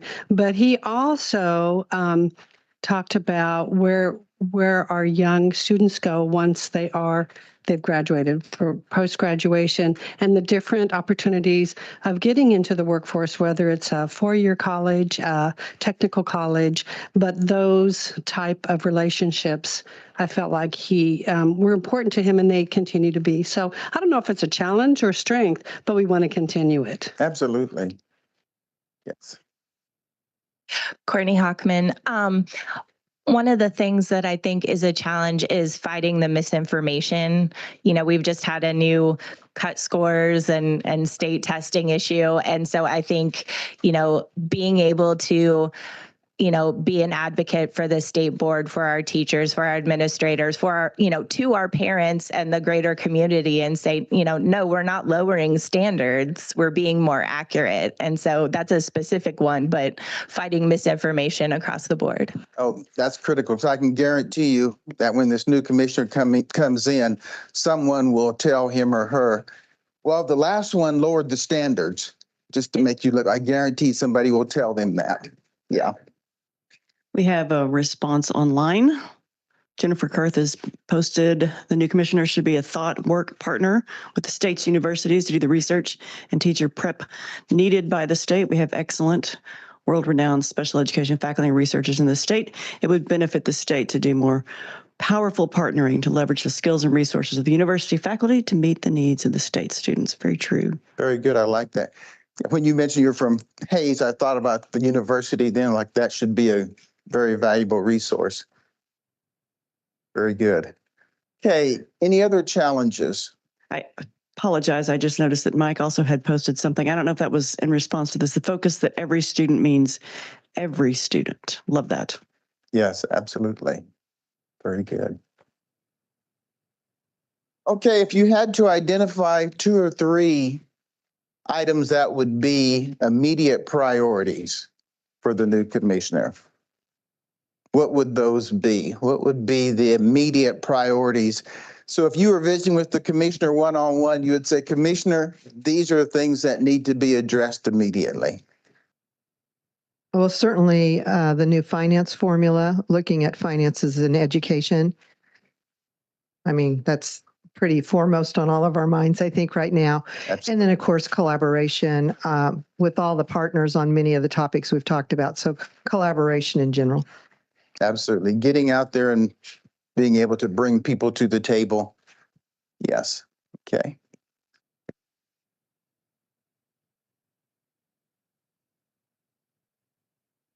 This is Erin Schuweiler again, and I'm sort of going to be selfish, but again, from the Kansas School for the Deaf, for us, we're also going to have a new superintendent, and the State Board of Ed is our direct Board of Ed. Right. I don't know how to word that, but I know what you. Yeah. So I guess for us selfishly, that new superintendent is going to need some support. And I think the commissioner, again, like I said, a strength was that he was involved and invested in our school. And so I think having someone prioritize that school and our school and helping us in that transition period would be awesome. Excellent. Yeah, makes perfect sense. Absolutely. Courtney Hockman again, sorry. No problem. To piggyback off of Kathy's point about budget and the finance calculations, especially that statutory level for special education, and how that, being able to fulfill that, working with the legislature will feed back to lowering local property taxes, which will make all Kansans happy. Right. Yes, sure. That seems to be the biggest thing you hear about when it comes to the legislatures. How can my property taxes be lowered? So I think a critical issue, which I'm not sure the commissioner can address, but is declining enrollment. And, we have students that are homeschooled or whatever, and, maybe some of them need to come back to the public schools, or, maybe we need to have more communication with our private school partners or is something, but I think declining enrollment is huge. No, absolutely. Do you think there is a way to bring some of those students back? Well, I think so. I mean, I don't know that, especially in the larger communities, I think it's easy for the kids to get lost. I think in some of our smaller communities, we know why kids left, or we know, families, we know them and we know what those decisions are. But I think there are some things that we can do differently. And I think that's why we have seen growth in our virtual programming is that responsiveness to some family feedback. And so I think continuing to be responsive, while we're not a business, we're public, but we need to operate like a business, and families and students are customers. And if we're not meeting their needs, then we need to make adjustments. Very good. Excellent point. Absolutely. I'm Sydney. I'm here with the Department for Children and Families, and this isn't a super specific thing, but I think it touches most of what we've talked about, which is just thinking about the school's role in the strengthening of the family network and how that impacts behaviors in the classroom, how that impacts a parent's engagement with a teacher, and just the different the ways that could impact school success. Okay, very good. How do you propose we get greater family engagement? That's a great question. So I think that one thing that would be helpful, we heard some folks talk about making sure that teachers have the resources and the tools that they feel like they need to support their students and potentially kind of extend that support out maybe when some of those needs go outside of the classroom. For DCF, I can tell you that close to 40% of our annual reports we receive through our Protection Report Center for Family in Need of Assessment, so not abuse or neglect, come from educators. Okay. And if they know a family that needs help, we absolutely want to encourage that. However, I think some of our feedback is that there's not always a lot of knowledge on what else to do. If they see a student or a family who may benefit from some additional support outside the classroom. So thinking about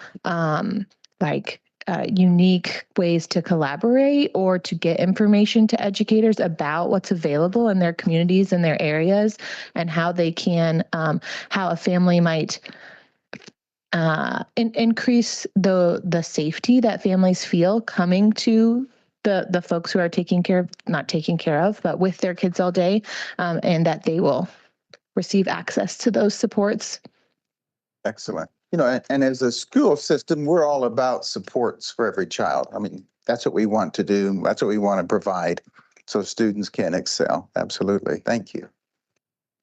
Really again, and I'm going to actually piggyback off of that with the word safety. I think that we need to prioritize making sure that our schools through the state maintain a level of safety, both all physically, emotionally, psychologically for both students and for staff. Absolutely. Thank you. That's critical.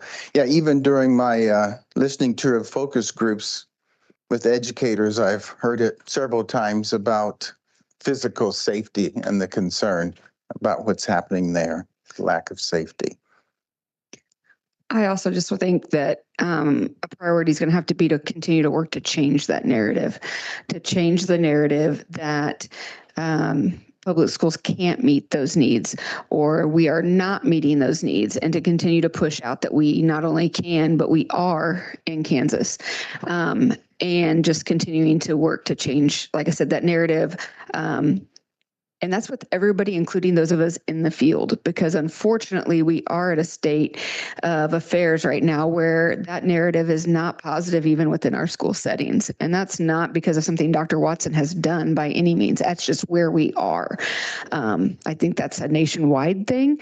I think it's from the absolute top down, but I think that's something that could be a priority of the new commissioner as well. Very good. Thank you. Okay. Tell me, what does this new leader look like? What professional qualifications, personal attributes, traits, characteristics do we need in this new commissioner of education?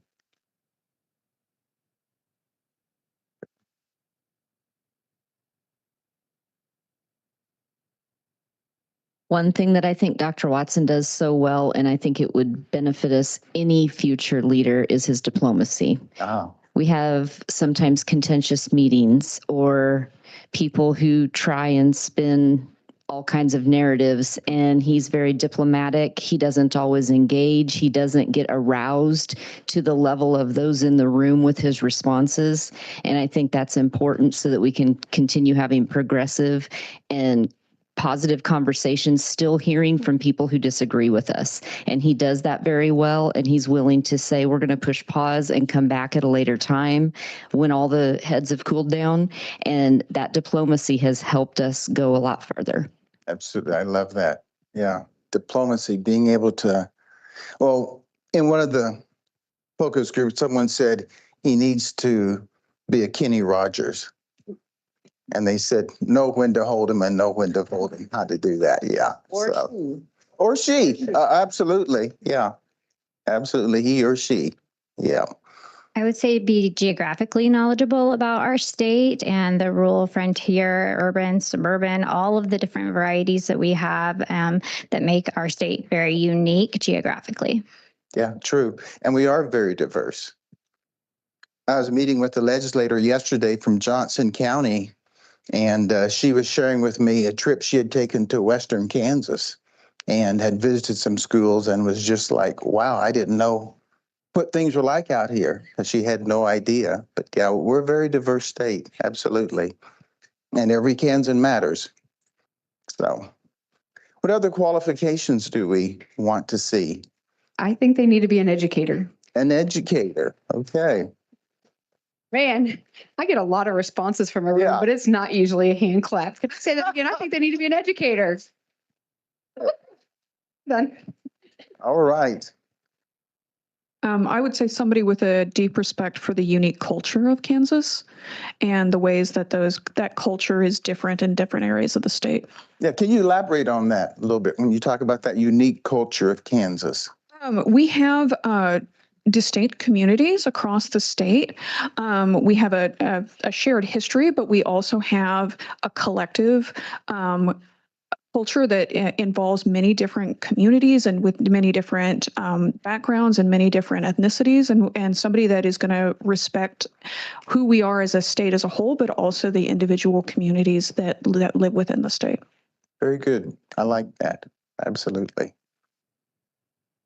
I mean, even when you go into a school district, I think you all would agree with me, every school district kind of has its own culture, and they're not the same. Courtney Hockman, back to Lindsay's excellent point, because that's what I was thinking. No, seriously. That's why there's certain, pathways, like you can't be, a principal of a school if you weren't a teacher.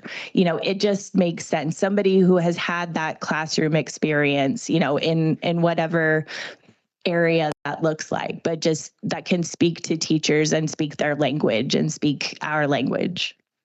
And historically, Kansas has always done for the most part, a good job at bringing educators to that position. Now, in some of the large cities across the country, you see CEOs coming in basically as someone that had experience running a large organization and not any background in education. But by and large, in Kansas, we've always kind of embraced that. We want someone that is an educator.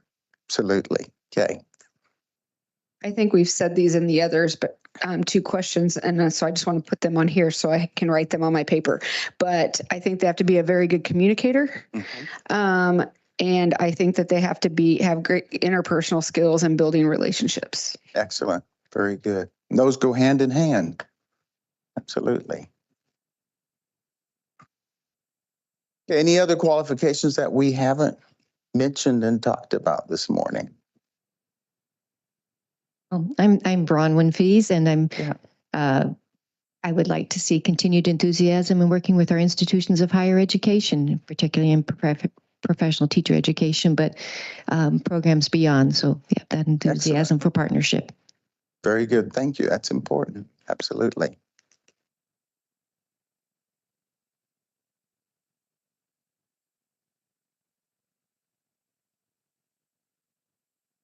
repeating, it would be nice if the new commissioner had special education experience in working with populations, just because I know that will affect their narrative.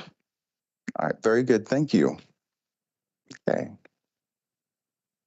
So before we go to the last question, is there anything else that you want to share that we haven't talked about? So I think one of the things that I appreciate about Dr. Watson is he's kind of a visionary. And I think that's going to be an important characteristic of a new commissioner, because we have to have somebody who's willing to push change and not just be happy with the status quo and seeing things as they are. Absolutely. Education is constantly changing, and if we're going to be the leader, we need to continue to be able to adapt accordingly. Absolutely. Okay, anything else that we haven't talked about? Something you want to mention? Yes. This is Tricia Wagoner. I would say also, as making those changes, making sure that everybody knows the why of the changes. And so you get buy-in across the state from different groups and individuals when you're making those changes. Absolutely. Very good.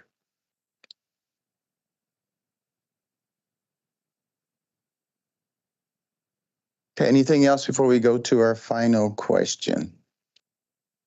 All right. So as I mentioned earlier, we recruit, and actually about 75% of the placements of those individuals we place are actually recruited for the position. So it's more than just somebody seeing a post and applying. So I'm going to ask each of you collectively if you can think of someone that might be a good fit. And if you could write down my email address, and if you have someone, shoot me an email so you don't have to necessarily just blurt out all these names. And so my email is Frank Henderson, and there is no dot in between Frank and Henderson, but it's just Frank Henderson at hyasearch.com. Frank Henderson at hyasearch.com. But there may be, I give a question. Yes, HENDERSON. Thank you for asking that. Yeah. And there may be somebody you may think of like, I think they would be a great commissioner for us. And then we will contact that person. And they may say, yeah, or they may say, oh, no, I don't want any part of that. So, but any other final questions or anything?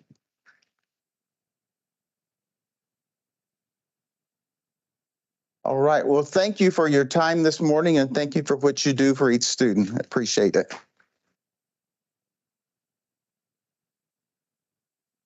Super. Oh, yeah, thank you very much. Bert and Joyce, are we going to do lunch early since it appears to be here, or? Okay. Okay, so we will go ahead and break for lunch, and we will come back at noon. Does that work for everybody? 42-minute lunch instead of 45? All right, everybody come back at noon. Bert, thank you for having us. Appreciate it. Thank you for being here. And I was afraid you weren't going to be able to be here today. No, I plan to be here. I couldn't be here the 15th or whatever, that other opportunity. Yeah. Okay. Yeah. Very good. Yeah, because I'm the secretary for this group. Yeah. So you had to be.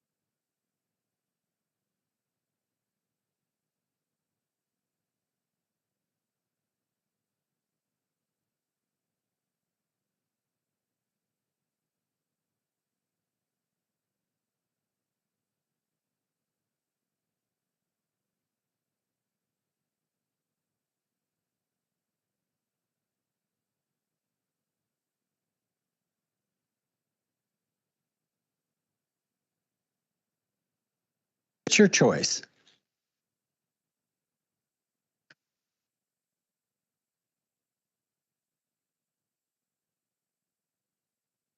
And we are too. I'm just offering to you if you want to have more of an integrated, if you will, opportunity for this meeting. Well, if anybody wants to move up to the table, we do have some chairs open. Feel free to do so.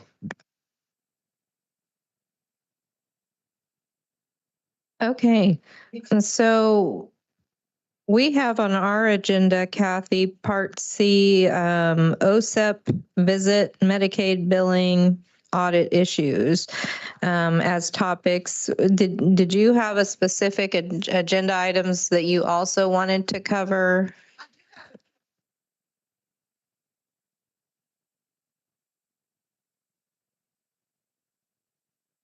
Slides will be sharing. Thank you. Thank you, Bert. Okay, so what we'll do is a few cleanup items on our part, if that's okay. The first one is we did have December minutes that were sent out to the group, and I'd entertain a motion to approve those minutes. Susan Bowles moved. You might say your name because if we're sitting like this, it's always hard to see. Susan Bowles moved. Is there a second? Aaron Schuweiler seconds. Any discussion? All those in favor of approving of the minutes, say aye. Opposed, same sign. We also had 3 local interagency coordinating council mini grants. They were Sedgwick County Early Child Coordinating Council for $3,000, Kansas Cloud Republic TARC for $3,000, and Wyandotte County for $1,400, which was a second submission. They had submitted for part of the money earlier. The executive committee looked through those and approved those, so I'd entertain a motion from the group to approve those mini grants. Maritas moves to approve the mini grants. Is there a second? Shannon seconds. Discussion? All those in favor of the motion say aye. Opposed, same sign. Motion carried. Okay, there's Stacy up there on the big screen, and we're getting ready. We're getting ready for the Part C SPP APR report from Tricia Wagner. And so they're getting that set up, and I'll pass the microphone. There we go. It's on.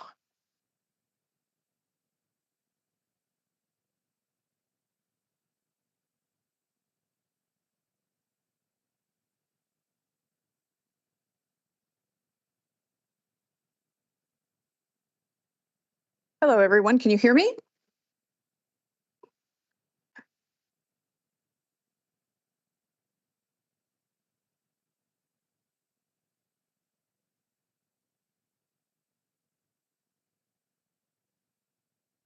All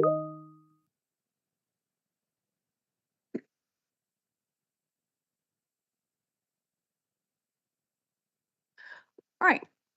Good afternoon, everyone. My name is Tricia Wagner, and I'm the Part C coordinator for the state of Kansas, and I'm here to talk about our SPP APR numbers for the FFY 2024 fiscal year, which covers July 1, 2023, or excuse me, 2024 to June 30th, 2025.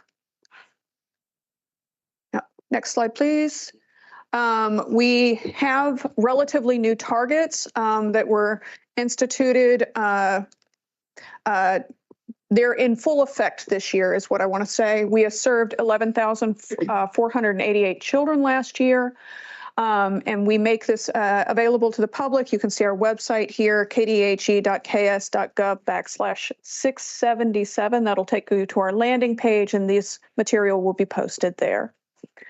All right, indicator 1, which is timely provision of services. Kansas defines timely provision of services as within 30 days of the parent consent to the IFSP services. This is a compliance indicator, so it's required to be set at 100%, and we did meet that 100% last year, which meant all of our kids received timely services in Part C last year. Next slide, please. This is a metric that we actually do pretty good on in Part C. So timely provision of services for the last several years has been 100%. All right, next slide, please. Services in natural environments, as you know, in IDEA, in Part C, we're supposed to provide services in in the natural environment to the greatest extent possible. Our target is 95% of children will receive their services within natural environment. In Kansas, we do excellent in this indicator. It was 99.89% of our children received their services in natural environment last year. Next slide, please. Here's the last few years. 95 is the highest that we can set this target at. So you can see our targets there across the last 5 years have been 95%. And you can see we have remained not only high, but increasing in the percentage of children that are receiving their services in the natural environment over the last 5 years. Okay. Indicator 3 is our early childhood outcomes. Am I talking too fast? Okay. Early childhood outcomes, there are 3 things that we look at. We look at positive social emotional skills, including social relationships, acquisition of use of knowledge and skills, and using appropriate behaviors to meet needs. Next slide, please. And there's two prongs to this. First that we look at is the number of children who improved while receiving early intervention. And the second prong is how many children are at age expectation by the time they exited the program, right? And so those are the 2 things we met, the 2 things we measure. You can see that our target for last year in one number of children who improved is 64.73%. We met that target. We exceeded that target by quite a bit. The second one, this is social emotional skills. How many children were functioning at age level when they exited the program? Our target was 55.07%. We actually made 57%. So met target on indicator 3A, both in 1 and 2. Next slide, please. Here is the last 5 years of performance for the program, and you can see where we changed that target and increased the target. We had to increase our target because we were consistently hitting way above target. So we raised our target and we're still meeting that target. Okay, next slide, please. And there's that functioning at age level when they exited the program. Yes.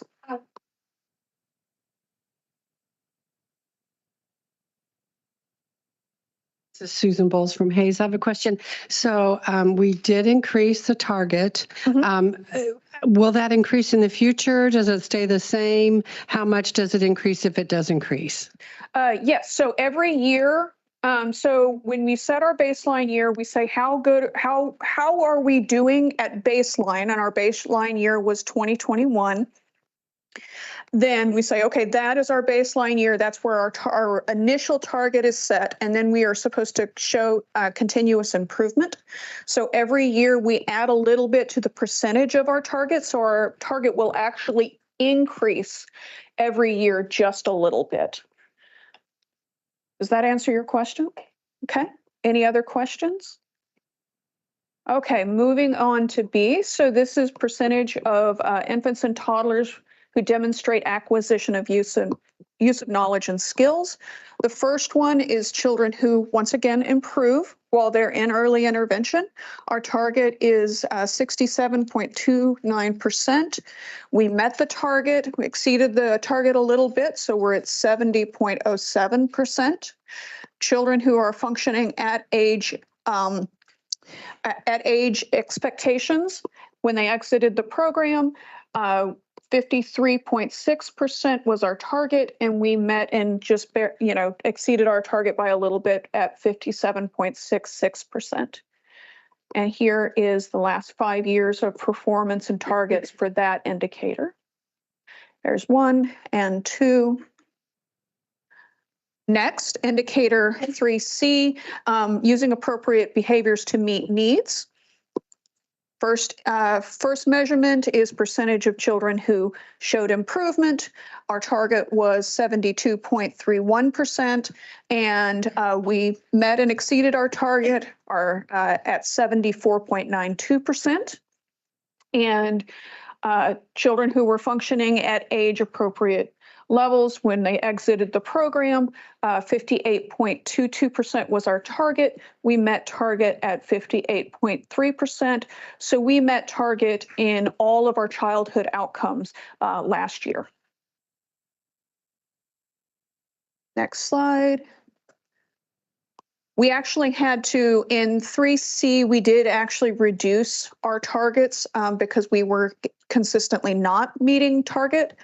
But this year, we did meet the new targets, which were lower, but yes. Next slide. All right, family involvement. So every child that is in services for 6 months, or when they exit the program, will get a survey asking how did things go in early intervention? How well did early intervention help the family know their rights, effectively communicate their child's needs, and help their children develop and learn? Next slide, please. We have targets here. Families who report that early intervention helped them know their rights, our target was 93.84%, and we met that target with 95.65%. Percentage of families who report that early interventions helps them effectively communicate their child's needs, that target was set at 95%. We met that target with 96.67% of families reporting this. Percentage of families who report that early intervention helped their children develop and learn. Our target was 94.35%, and we met that target at 96.17%. Next slide, please. So here's families know their rights. You can see that we have been increasing our target, and also the percentage of families that are reporting that early interventions helps them know their right is also increasing over the last 5 years. Families can communicate their children's needs. Once again, our targets have been increasing, and the percentage of families that report that this program helps them communicate their child's needs has also been increasing. And then C, once again, help their children develop and learn, increasing targets and increasing number of families that report this. Next slide. So here's all three of those know their rights,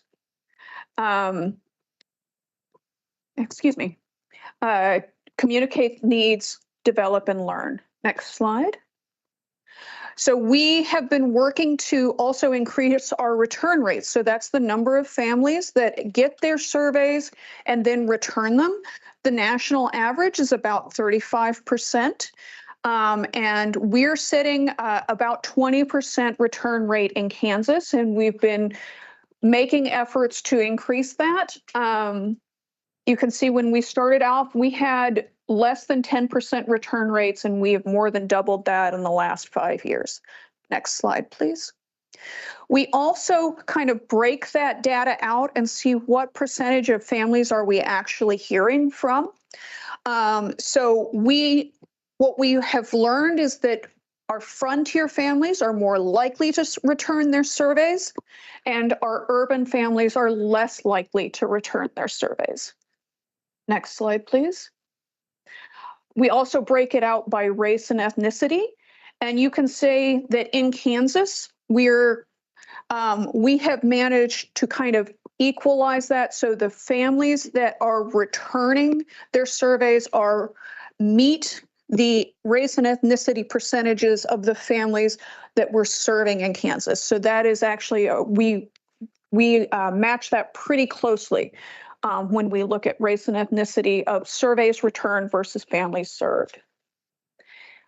Here is the question, all of the questions that we ask for all of our families.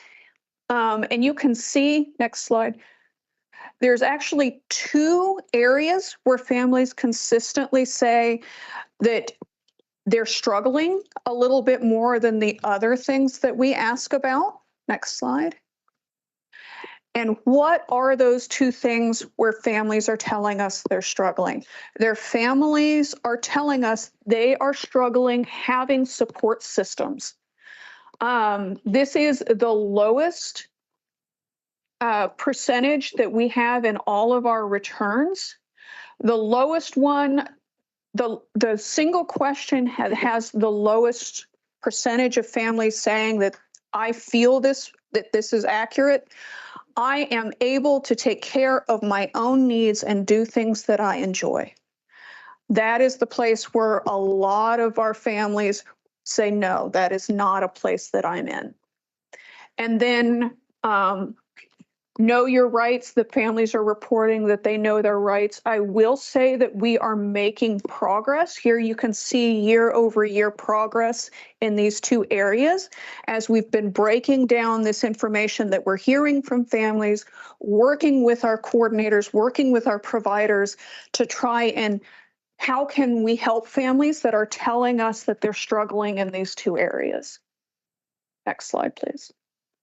Any questions on any of that before I move on? I do have a question. This is Kathy. On the surveys that the families are returning, we've increased. What changes did you make? So one of the things is we just started talking more and more to our providers and our programs about the importance of the survey. Another thing that we did was we opened it up so that folks would have more different options for delivering the survey. Before it was all paper. Now families can choose from paper or electronic. And so that's where we are now. We're going to expand. For those of you who don't know, we are getting a new database, and that database will give us another option on how to deliver that survey to families. So we're opening the ways in which we can deliver that survey to families to hopefully increase that return rate.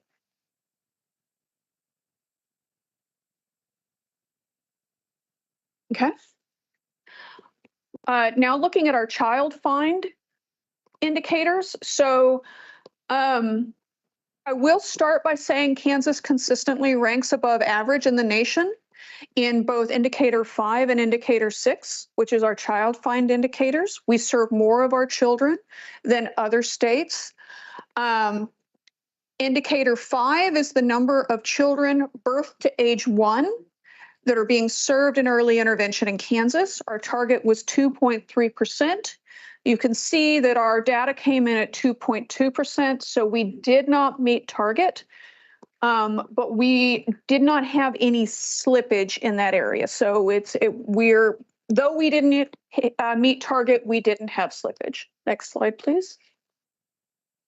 And here you can see our recent increase in our target, and we're not quite meeting target, but we are serving more children than we were even 5 years ago in the 0 to 1 space.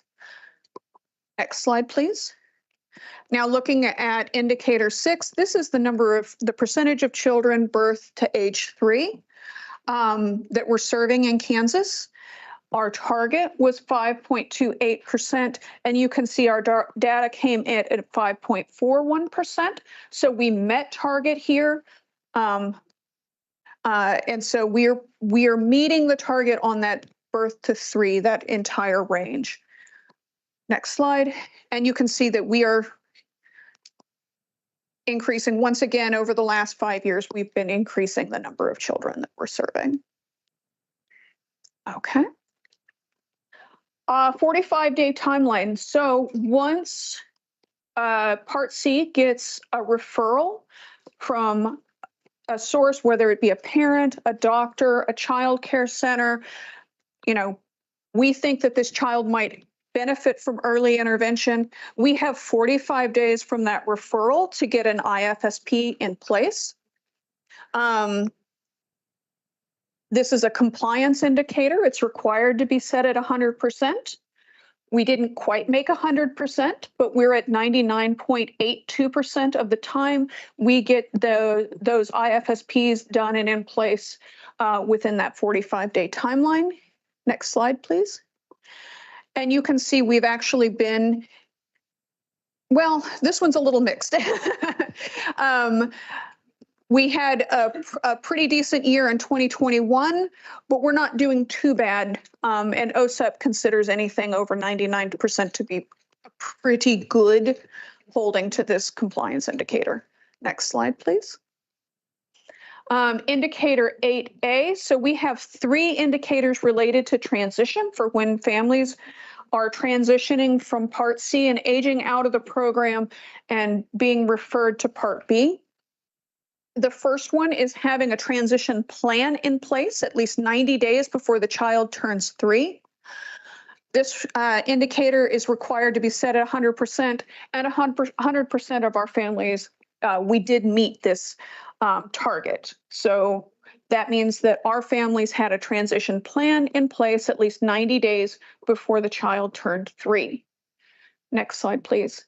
And this is a place where we have been making strides and reducing our overall number of non-compliance in this indicator. Next slide, please. 8B, that's number of children who are referred to Part B to their local educational agency at least 90 days before the child turns 3. Once again, this is a compliance indicator, so it's required to be set at 100%. And we got 99.72%, did not meet target, but no slippage. And as you'll see in the next slide, this is another place where we have been making strides and reducing noncompliance and increasing the number of kids that are getting that referral at least 90 days before the child turns 3. Next slide, please. Indicator C is the number of children who have a transition conference at least 90 days before a child turns 3. Required to be set at 100%. We're at 99.85%. Didn't meet target, but we have no slippage. And next slide, you can see this is a place where we've also been making gains in Part C in Kansas with increasing the number of kids that are meeting that requirement. Okay. Any questions on any of those?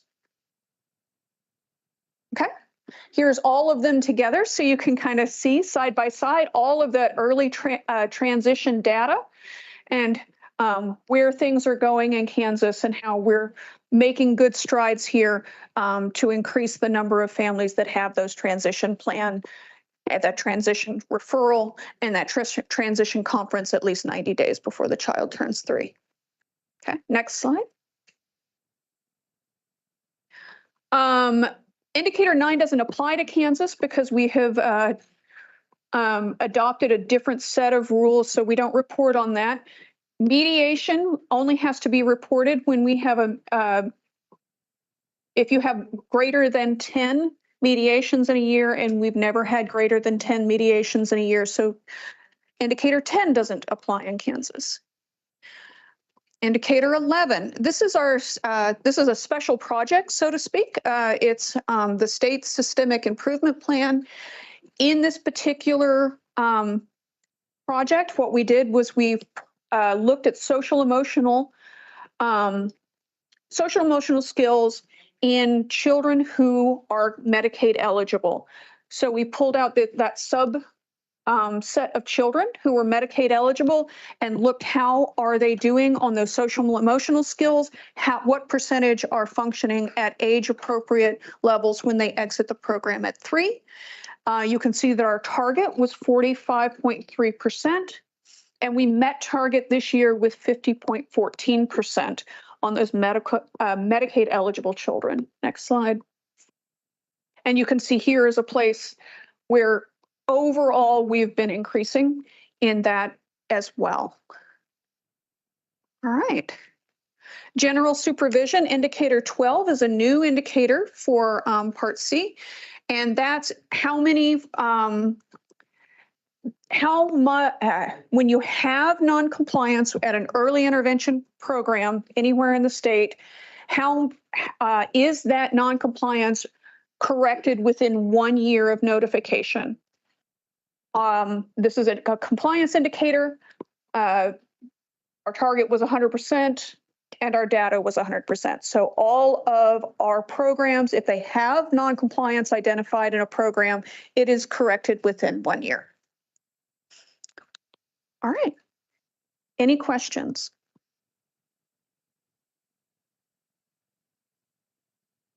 All right, thank you.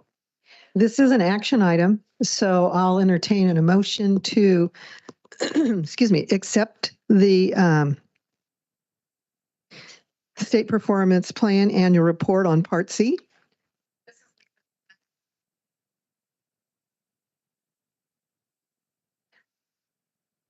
Lisa made the motion. Is there a second? Courtney Hopman made a second. All those in favor, or any discussion? All those in favor of the motion, say aye. Opposed, same sign. Motion carried.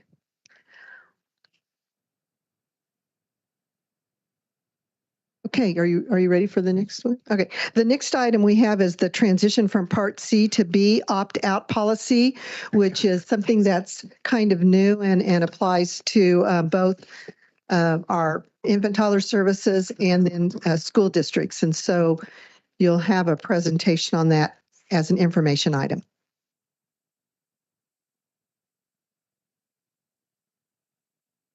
So one of the things we've been doing in Part C is we've been redoing our policy manual, kind of update. The last time that the policy manual was rewritten was in 2015.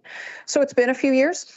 And so we rewrote the whole thing, and we took the opportunity to make some changes that we had been talking about making for quite some time. This is one of those. And that is allowing an opt-out policy during transition. So what does that mean? It means when a child is getting ready to turn 3 and exit Part C, a family can choose, if they want, not to have their information relayed to the local school district. That is what an opt-out policy is. Many states have opt-out policies. Kansas is one of the ones that do not. Why did we make this decision? That is because we currently have families that are opting out of transition notification, but they're doing it by withdrawing from Part C services prior to getting to that transition point. So even though we have families opting out now, we don't know how many families we have opting out now because that's not recorded anywhere. We're losing at least 3 months of service with those families in Part C because they don't want their information relayed to the school district. And so we thought, well, what is the best thing that we can do for families who feel strongly about this? That is allow them to make the decision not to share their information with the school district, keep them in Part C until that child turns 3 so that we can stay with them and respect the family's wishes. That is why we drafted this policy.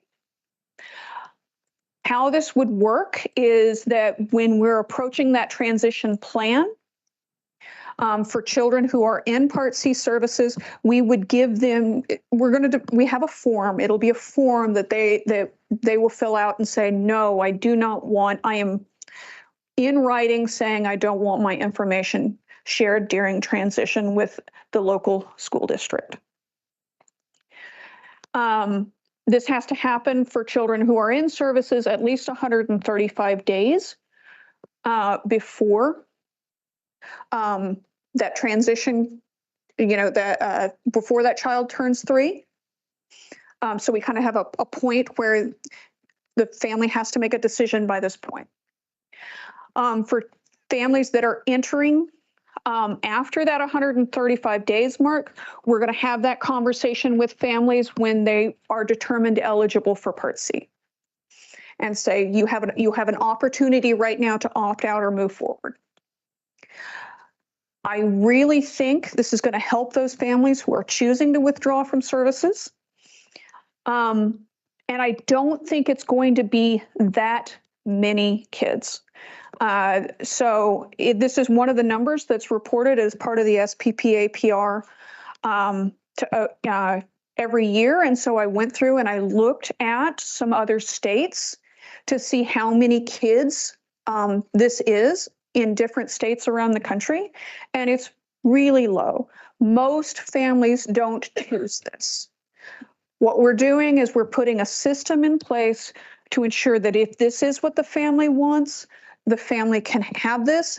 They can stay with Part C until their child turns 3, and it will actually give us better data, because right now we know that families are choosing to withdraw from services, but we don't know how many that is.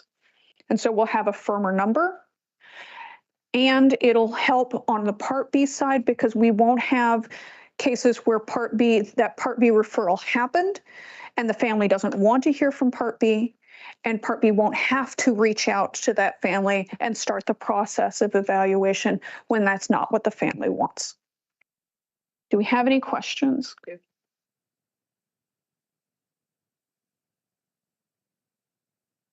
this is Susan Bowles from Hayes. I have a question about, I've been doing this a long time, and in the past, when families did not want to be referred on, there was a point where we also in Part C stopped services at that point, which was 3 months before. So I'm wondering, either here or somewhere in the process manual, I see that, this has to be, they can opt out no later than 135 days before he turned 3, but does it clearly state then that the child will continue to receive Part C services until they're 3, even if the family opted out? I'm not seeing it up there, so I'm wondering. Yes. Okay. Yes, that is the case. This is Lena Kisner, and I have a question, and maybe this is a Brian Dempsey question. So Part B child find obligation, the reality is in some of our communities, we already know who these kids are without the referral, because we know the families, or it's a small enough community. So we would already suspect that there's a child with a disability who's going to be 3 years old. So if they opt out, is there anything the district would need to do related to child find? And I'll just add that we've been talking about this at KSDE, and we're working on some clear language on what does Part B need to know when this goes into effect? Like, what are the rights of the family? What are the responsibilities of Part B? And so that's something that will be shared with Part B and in place by the time this policy gets implemented July 1st. July 1.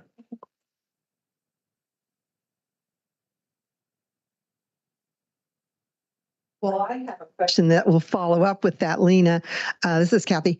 One of the things that I was thinking about as this was happening is, when families decide to withdraw from special ed, we have the ready, willing, and able kind of a letter that we provide that, hey, if you change your mind, we're here, we're ready, we're able to do this. Perhaps there could be something that is also provided to the families that would kind of cover that, is what I'm wondering, so that they know, hey, I've changed my mind. Yeah, I opted out. Now you're 3 years and 3 days old, and I really do want to look at the school, and they'll know what to do. So that's just a question, I guess, or perhaps a suggestion of maybe something that could be provided.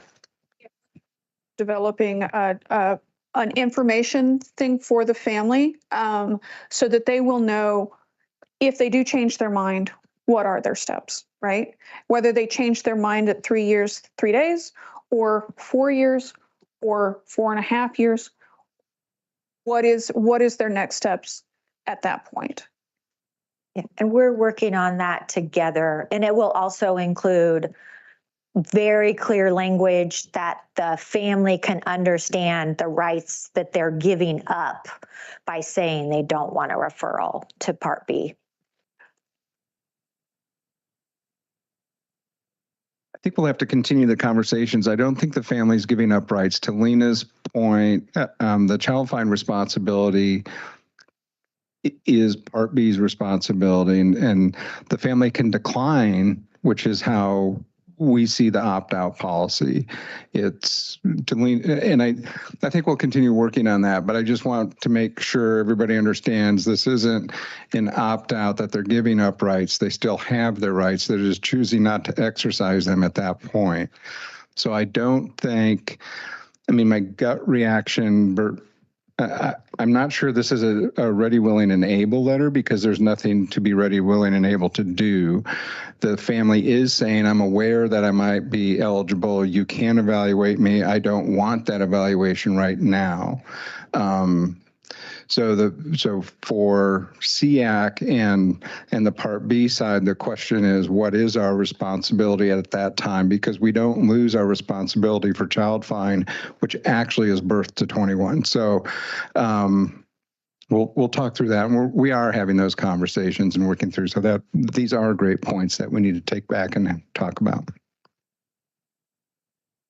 And we are digging a little deeper into why do we see this? Why does this happen when providers are working with families and they are, choosing to at this point withdraw, or they ask, do you have to send that information? I don't want that information sent.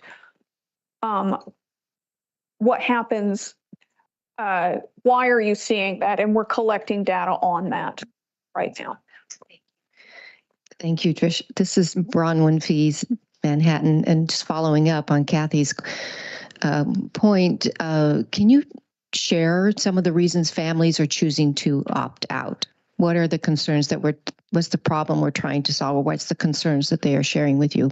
It varies. One of the things that we do have certain religious communities that are choosing not to share information. We have families that they're just not interested with a particular district, and they want to go to a different district. And so they don't see the point of starting a process with a district when that happens. We have transportation concerns. What are some of the other things that, Yeah, so the SICC did a survey just asking Part C programs, what are you hearing? It's not scientific, it's just more qualitative. Like, tell us what you're hearing from families when they don't want to share their information with Part C. They don't want to go through the transition process. And this is something that I am going to finish compiling and have it all organized and share with SEAC, because it was, we're surprised by the results. So the number one reason why families typically give for not being referred is a lack of trust in the school district or school staff. And the second thing was a transportation barrier. And those allotted, I want to say maybe close to 50%. I mean, it was close to 50%. It was like 22% and 23%. Yeah. And like I said, I'm still compiling the results so that they're easy to understand, and you can see all the numbers behind it. And I'll share that with SEAC. I thought it would be something interesting for you guys to be aware of also. Yes, we'd like to see that. And just guesstimate how many people completed the survey? Of the 29 Part C programs, 22 or 23 responded. Yeah. And that's part of what I want to make sure I have all the clear information. Yeah. So the Part C programs responded based on what parents have told them throughout the year? Yes. Okay. And there was one Part C program that responded with, it just happens so rarely, they don't even have the numbers or the information. They're like, we have a good relationship with our local school district. We're a small community, and pretty much everybody wants to transition to Part B. Right. And I do want to stress that point is that even in other states that have had this policy in place and have had these policies in place for a long time, it's not something that's used a lot. You have a few children every year or a few families every year that choose to opt out. But for the most part, most families go ahead and go through the transition process and don't opt out of that referral. Oh, there's one. Thank you. It's on. Susan Bowles Hayes. Okay, I was wondering, Tricia and Stacy, you know, I do know that once you are in Part C services, you're until you're 3. And that's what I do. I'm a provider. And our goal is to get these kids up stage level, and so they won't need special services. I'm wondering if you're getting responses, and I do hear this sometimes with my families, that they really are doing age level skills and abilities, and they're like, well, we don't, you know, you don't have to send us to Part B because we're doing good and we don't want to have to waste their time with an eval. So I do hear that from families, and I wonder if you got any of that response on your surveys. Yes. And like I said, I don't have that crowd. So you may notice that we're sharing information, but we still have work to do. KSDE and KDHE are working together on this, but I just felt like this was a good opportunity with all of us together in the same room to discuss the opt-out policy, to hear some of the questions about it so that we're best able to make sure that Part B and Part C are on the same page and know kind of what's coming and it's not a surprise. I just want to add, as you're preparing this information on behalf of SEAC, as you look at those surveys, I'm going to personally want to see it geographically a little bit. Like, are we seeing different responses in some of our urban areas or rural or frontier? So as you prepare it, just know that that's a question that I'll be asking. Good to know. I just kind of wanted to reiterate that I mean, at least for my setting, which is small, I think that the number of opt-outs are very small. And I think part of that's because a lot of families see that as their way in to pre-K too. So if they can get on an IEP, then they can get into pre-K. Because we then battle more the other side of medical versus educational and all the different ins and outs and whether it's educationally relevant. So I'm ready to hear like how this flushes out and what that looks like, but I do think it's probably a lot smaller than we even can imagine. It's not a whole lot of kids, and we really were looking to how do we do what's best for those families rather than them having to withdraw from services early. Let's keep them in services until 3 and honor their wishes around opting out of that referral. I just wanted to comment that I understand the whole struggle with the transportation. My daughter went from C to B, but she's a September birthday, which meant that for her to receive services, because I worked full-time, so did my husband, we had to find some way to get her to the preschool to receive services. And it was a struggle. Luckily, we had some support that assist us with that. What options do parents have if that's the main reason? Could they say, well, can I pause services until the child is preschool age and can start getting services by attending preschool? Okay, what kind of things are you looking on that? I'm going to defer to SEAC on that.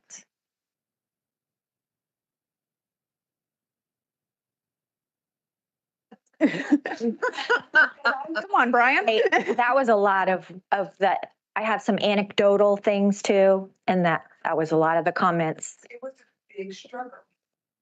I can say myself, when my daughter was in preschool and needed services, that was probably one of the most difficult times in our family as a family unit, trying to figure out how to get my daughter to the preschool program that she needed to get to. Yeah. I think something to keep in mind with that specifically is that Child Find is always there in existence. And so just contacting the school district directly is always an option for parents to do, to go through Child Find regardless. On another note, I would just like to say as a parent, I really appreciate this move because when my children were transitioning from Part C to Part B, we had a very big struggle in our home to decide whether to let them transition to Part B because we wanted military to be an option for them after graduating high school. And we didn't want to limit that option. And by going to Part B services, that might have done that for them. So I just want to say I'm glad to see that this is in place and that families will be able to receive the services up through that 3rd birthday without withdrawing. Thank you. Say that's one thing in some of the communities that have a more military communities. I did see that it can also affect the MOS of the person in the military, that they're going to need, they might not be as willing to have their child in Part B services, because when it's time to transfer, there might be a duty station where they know the school district doesn't have the opportunities their child needs. So they're sometimes wanting to not transition. Yeah, military families specifically was one of the ones that we had heard about before. Hey, Trisha and Stacy. I'm just kind of going back to what Lena and Kathy kind of talked about. With the opt-out policy, I understand that you're trying to give parents and families as much intervention as possible before, they completely decide, hey, we're not moving forward. And from my understanding, this is basically a Part C process, which means Part B would not have any knowledge of this child's existence or anything. Do you feel that your Part C coordinators will be equipped to explain fully to the parent their options and their rights if they choose to go through Child Find in the district? I think so. They already go through that. They already have those conversations. I'm looking at Monica. Monica's nodding, and these are conversations we already have with our families. Hi, I'm Monica Ross. Am I still introducing myself? I just walked in super late, so I'm only getting the back end of this. But yes, we are constantly having conversations with families about their options for C2B referral, opting out of the transition conference, going through all of that, and helping them understand if they do go through the C2B process versus the Child Find process, that 60-day calendar, school day calendar versus the 45. So I would say probably we know more about talking about math and timelines than I ever thought we would in special education. But yeah, I think the one thing that, at least from my vantage point, we have a lot of families that don't want us to send the Part B referral. And so we can't see them for those last 3 months, and we're just done. And so as a providing therapist, that doesn't feel very good, because you can see the benefits of working with that family while also respecting that family's decision regarding that potential referral to Part B.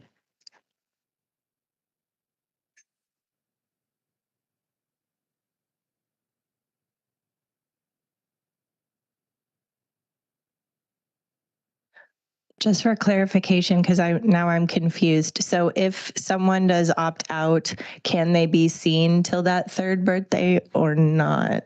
Yes. Right now, no. Oh, okay. Okay. Yes. Oh, But it will be, okay. but after this policy goes into effect, yes. Got it. That's what I was.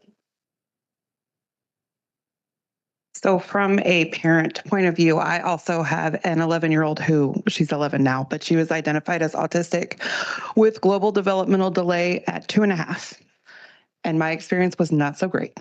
We started off in Jefferson County and then moved to Osage County, where receiving services had been difficult, and we did opt out because they were telling us that she couldn't start school, couldn't start preschool, couldn't get services.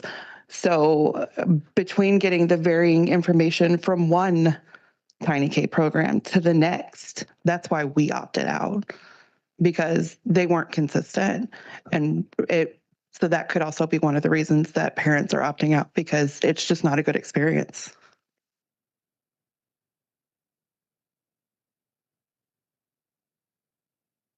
There's also a difference between a family service plan and an individual education program.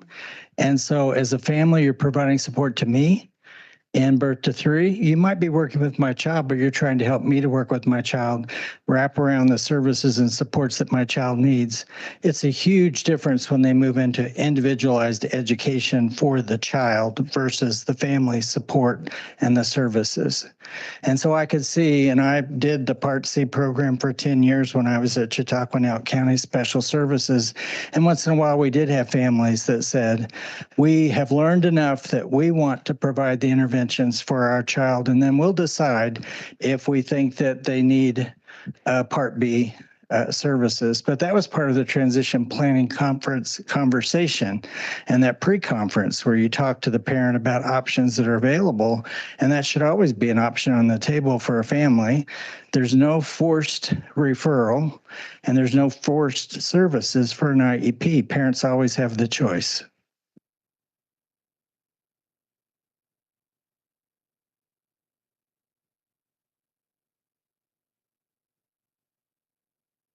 This is Lisa Collette, and I was just going to come from a different parent perspective. I felt like our experience in Part C and then the transition to B was amazing, excellent. We just so happened to be in part of the Tark family, so here in Topeka, and they are great. But I also feel like, and we've seen this, so my daughter was born with CHARGE syndrome. CHARGE is one of the leading syndromes for deaf blindness, so that's an added layer. And so having to keep that in mind was part of, transitioning as well. But I also feel like it's really important when, well, for us, that with the child find and everything, and the fact that she was born knowing something's not quite right here. There's some medical problems going on here. They were able to find out in the ICN that she was deaf. And just different things, like she had dysphagia and things like that. And so I felt like coming out of the gate, out of the hospital at Children's Mercy, that services were already in place. I mean, we already had a plan. My cousin's aunt's son was a preemie, so she was already telling us, you need to get on Medicaid, get signed up, like all these things. I work for the Kansas Department of Insurance, but my cousin, at that point, I didn't know a lot. My cousin did, and she's like, your child can be on more than one insurance, especially if your husband and you work at 2 different places. So she's on 3 insurances now, so we're not medically bankrupt, thankfully. But I just feel like because of that, and then sometimes I could be wrong, I feel like children that are like diagnosed or they are found out at birth are way ahead of the game than the children that are through child find, like when they're 3 or 4. And so I feel like because of that, then we had such a great experience in Part C to Part B at Madison's. I'll just say her name because I don't care about HIPAA, I guess. But you don't when you're in that community, especially in these communities. So I feel like at her table, at her transition, we knew we were going into 501. We wanted to go into 501 because we wanted to go to the same school as her brother.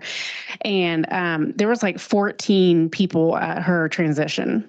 And additionally, because we had to have a, teacher for the deaf and hard of hearing. We also had a TVI there because with her deaf blindness. So there was extra people there, obviously, because of that reason. But the OT was there, OT, PT, SLP, everybody who had come into her home and worked with us were also at that table. And they wanted to make sure, because they wanted to make sure that the transition was amazing and that she was going to get the services that she needed. So I just want to say, that I feel like the transition process here, at least for me and in this state, is great. I feel like Part C and Part B is awesome, and you guys do a wonderful job to make that happen for families.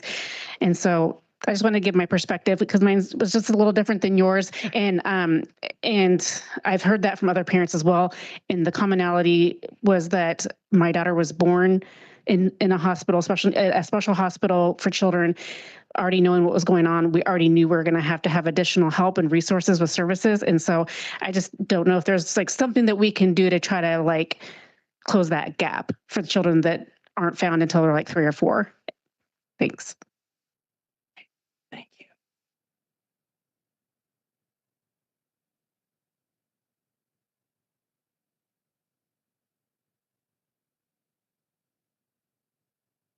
So I think that part of my personal issue was that I went from Valley Falls, whose Tiny K was telling me that she can't start preschool until after she's 3, not the school year she turns 3, because she was born at the end of November. But that we were going to have to wait till she was almost 4 to start preschool, when she's already lacking all of these milestones and even further behind. So I think some of that is also, and again, this was in 2017. So how much has conversations and gaps closed since then? I don't know, because I didn't have to deal with that with my second child. But that was why when she asked why are parents opting out, some of it could be that they're moving from one area to the next and they are not giving consistent information to parents for whatever the reason. I know that when we moved to Osage, which is where we still are, we have not had any issues. Okay, we've had issues, but we have issues with the transition. So I mean, once we transitioned, it was fine. She was able to start preschool when she was almost 3 or right at 3. So we didn't have those. Once we moved, it was less of an issue. But when we were in Jefferson County, we opted out because of it just wasn't like, what was the point of like when we were so far from Keystone, and it was just a lot. I will say in the last 5 years, at the state level and then trickling down to the local level, we've had a lot of conversations about transition and how do we improve transition. And those of us who work in Part B and those of us who work in Part C have been meeting regularly now in a way that wasn't happening before. And we've had a lot of movement and a lot of improvement in the transition conference, in the transition process. And I think that that's something that we can be proud of as a state, is that we've come a long way here. We know that there's still work to do. We know that there's still pockets where things could go a little smoother, but we have made a real conscientious effort. Stacy's been part of that. I've been part of that. Bert has been part of that.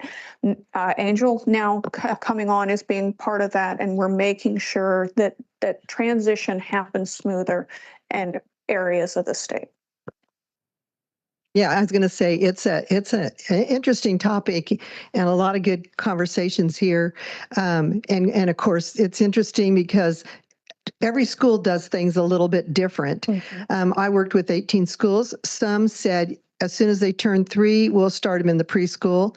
Head Starts do it at technical age 3, but other preschools, it has to be at semester. It has to be the beginning of the next year. That doesn't mean your child wouldn't get services, but there are different rules with different districts. Some of the local issues that just are different. And so again, that plays into some of this. So I know you're having those deep conversations and looking forward to some of the final information. I just wanted to say something. I think that it's wonderful, the work that's being done on transition, and appreciate that.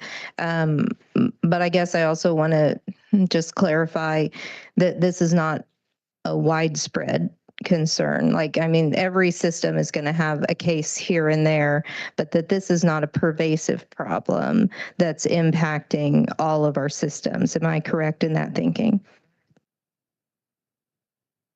And this is Monica Ross again.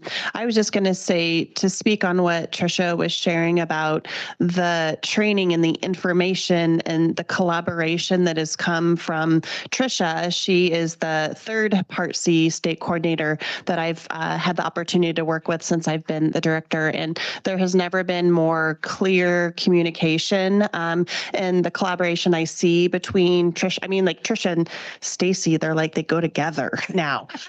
And so we are having these really cool conversations and we're doing these things together.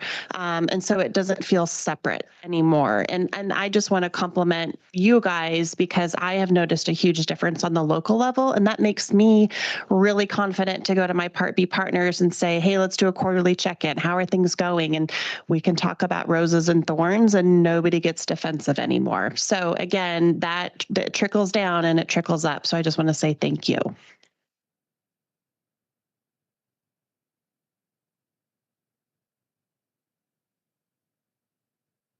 So what I'm hearing myself is that this policy sounds reasonable to the Part C folk if the services can continue till the child turns 3.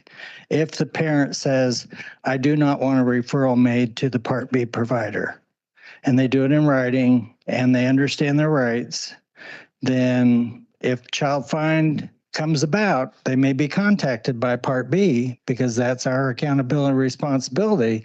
But again, they have the right to say, I don't give consent. I don't want to be involved in the child find. That's what I'm hearing. Did I miss something?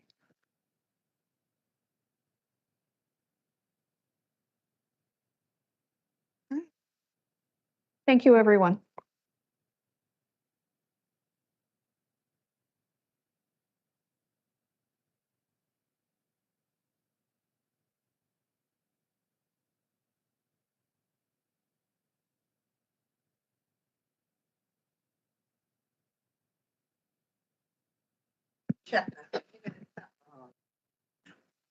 Okay, now, just to make sure, are you done with your agenda, or do you have a piece you need to do, or where are we at?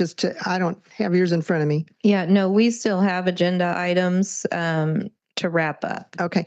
Well, we have just a few. We have our committee reports, which because our committees serve birth to kindergarten age, they would be applicable to this group. So if it's okay, we'll give quick committee reports. Then we generally do some agency reports. Again, we look at the birth and then turn it back to you. Would that work? Yes, that would be fine. All right, good. All right. So the first committee we have is the Inclusion Committee. Stacy Clark. We are still looking for a chair for our Early Childhood Least Restrictive Environment Committee. So for now, I'm giving the report. And so their goal is to increase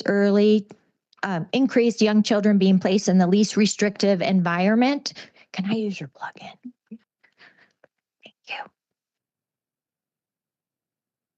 And currently what they're working on is working with childcare providers and childcare programs to educate them on what is Part C, what is Part B, what does it look like to encourage good relationships so that they understand the services that are available to children and can make that link for parents, and also feel more welcoming, a welcoming connection between special education providers, Part C providers, and the child care center. So that's what they're currently working on. And they're also getting ready to dig into the Indicator 6, where children are receiving their services at preschool, and seeing what they could work on next with that.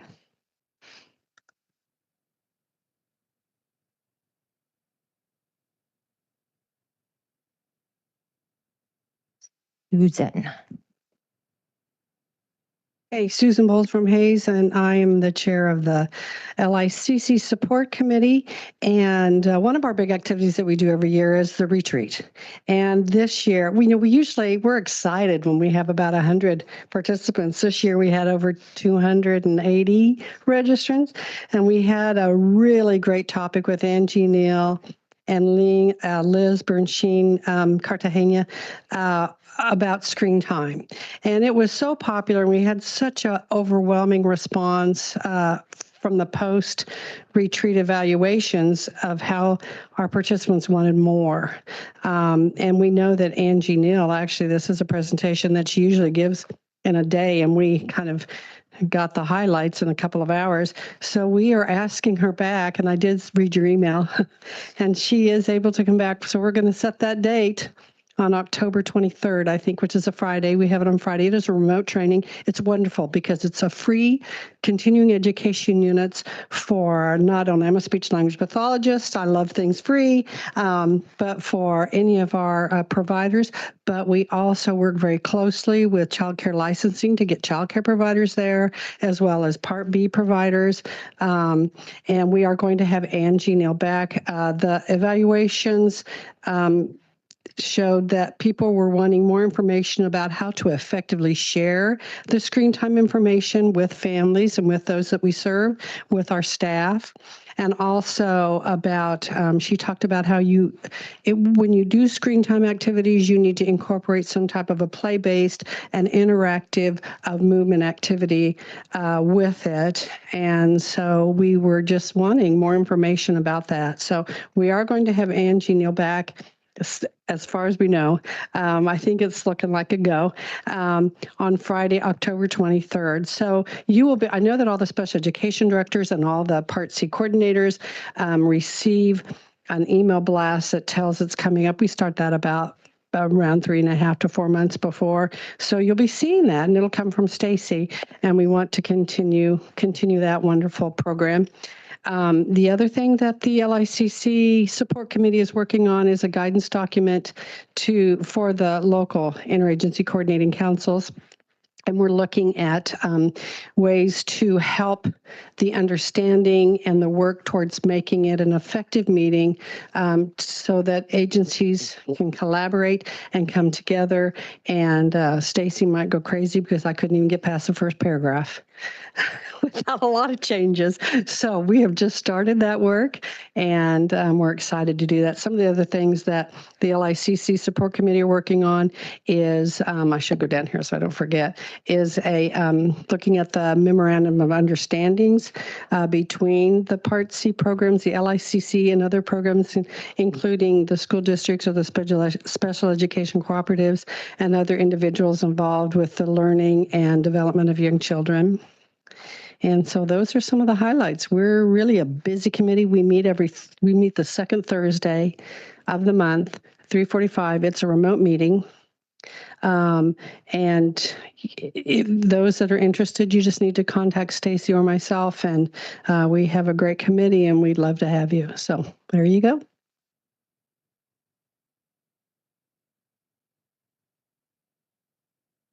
Okay, this is Kathy Kersmark-Osmeyer, and I'm reporting on the Systems and Services Committee.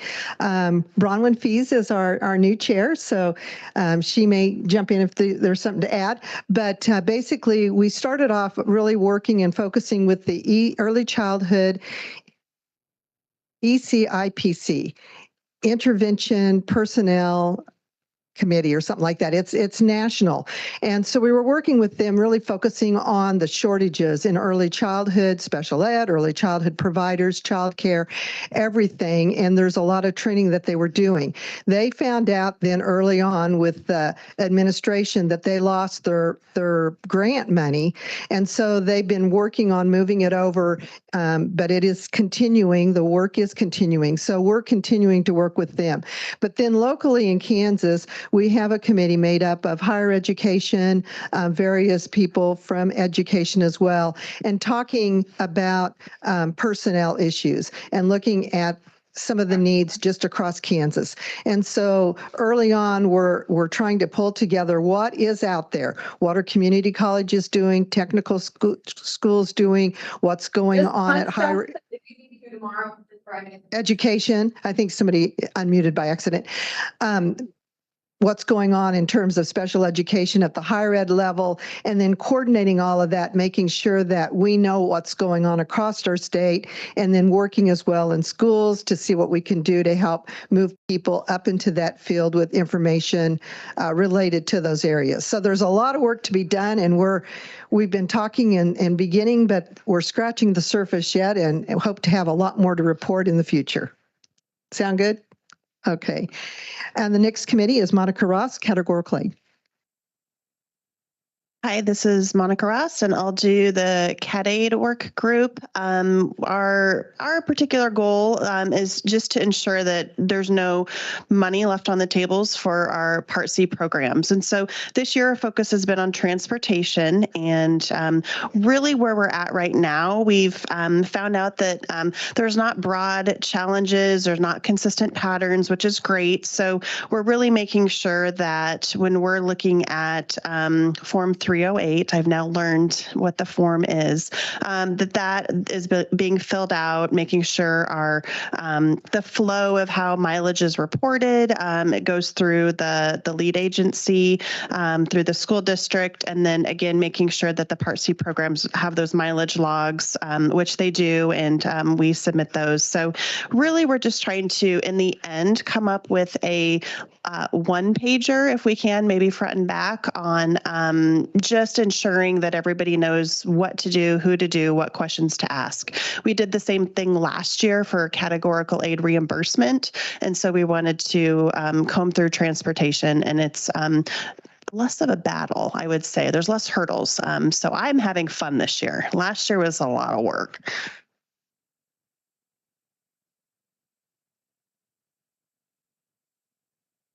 We'll just ask for, I was just going to go back on the transportation real quick, just to share that we did have a joint meeting, and Dale Brimgart was there, and he was worried about it. He goes, gosh, if that's a lot of money, there's only so much money in the pot. And like I shared with him, it's little money in terms of the pot of money that is in special education.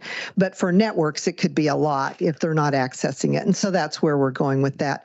In terms of agency reports, if anybody has anything that's new or important, we'd like you to share.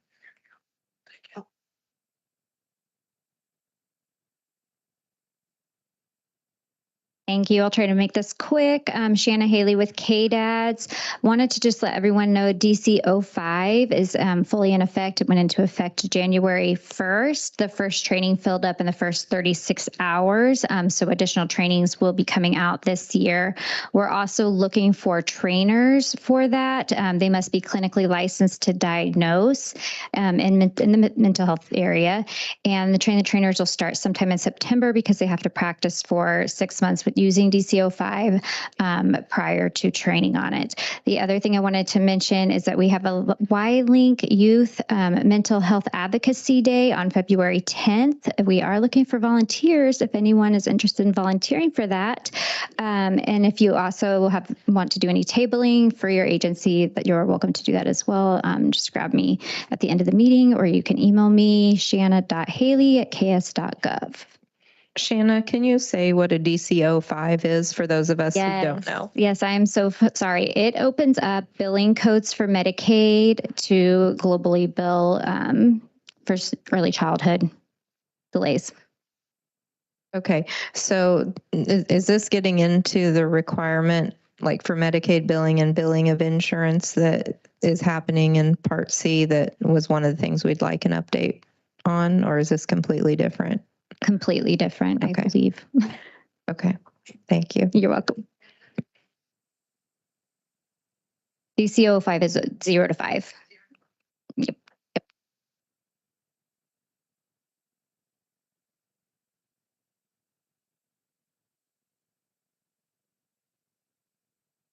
A couple more updates for Part C. This is Tricia Wagoner again. So our new database will go live in April, and that has been a couple of year-long process, finding a vendor, developing the new database, and we're currently in testing with providers in the field. And then that new database will go online in April. Also, now a couple of year process of rewriting our policy manual, and that policy manual will be reviewed by the Office of Special Education Programs, and then it will go online for public comment, and then there will be 2 public hearings for additional public comment before we're hoping that this new policy manual will take effect July 1 in this year. Finally, we have a report from KU about how to better align Part C, MCH, and Medicaid funding in Kansas. That report should come out in, I think, the next month. And will be provided to the SICC once complete, and the authors of that report will get it on the schedule so that they can come and speak to the SICC about their findings. I did hear kind of a question about insurance. So one of our findings from the Office of Special Education is that because in Kansas, Part C programs are not required to bill private insurance, that we are not meeting our requirements of payer of last resort under IDEA. This is going to be a process of getting to the point where folks can bill private insurance. That new database that I was just talking about has billing capabilities, so folks will be able to bill private insurance through the new database. The plan is to get everyone able to bill through the new database and then move forward with ensuring that all local infant toddler programs are at least pursuing private insurance at their local level. Oh, question.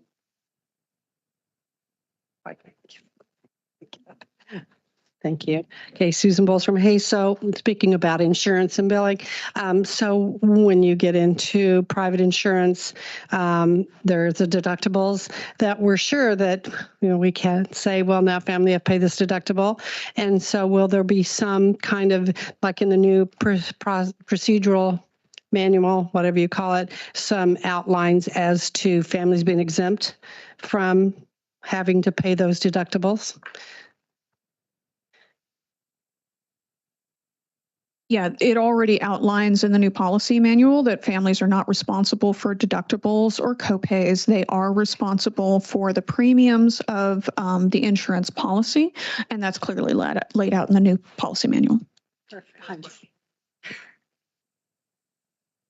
This is Lisa Collette, and because my daughter has 3 insurances, her private insurance and a lot of people's private insurance don't necessarily always pay for services like OT, PT, or they will pay for like a couple a year or something like that. So is OSEP just wanting the programs to at least say, hey, we ran it through private insurance. They came back and said, no, now we can go ahead and utilize Medicaid, which we know in the programs, they don't see the return with the private insurance as they do with Medicaid. So that's why they haven't been doing it. And because it's not worth their time. So thanks. So luckily for Part C, we don't have to have the thing where we bill private insurance before we bill Medicaid. So that is a benefit in Kansas, is that with Part C, they don't have to wait to bill private insurance to bill Medicaid. But what the Office of Special Education is saying is you don't have to get money from private insurance, but you have to try, is basically what it kind of came down to. You have to at least submit the claims, and if they deny the claims, well, then we didn't get any money. But you have to at least try.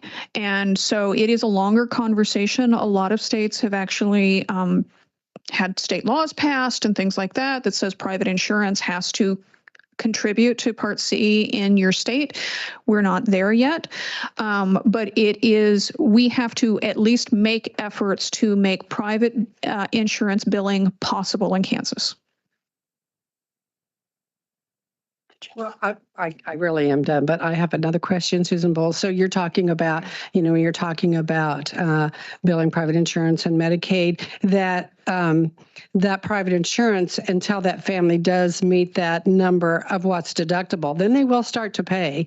And so we will continue this is a question, will we continue as a Part C program to bill, and even like 6 months down the road when that will be then met, that deductible amount? This is one thing that has come up, and there are places in Kansas, and this was specifically pointed out to us. There are places in Kansas that does bill private insurance, and so those families are.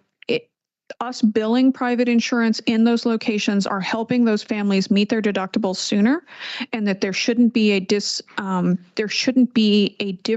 in the benefit of being in Part C in various parts of the state, if that makes any sense.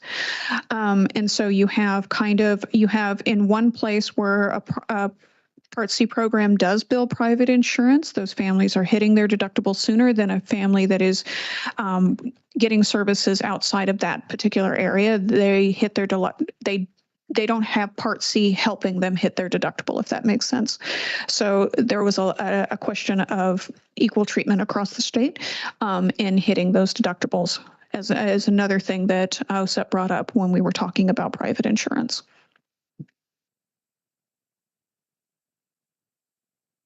Have we kicked that around enough now? Okay, good.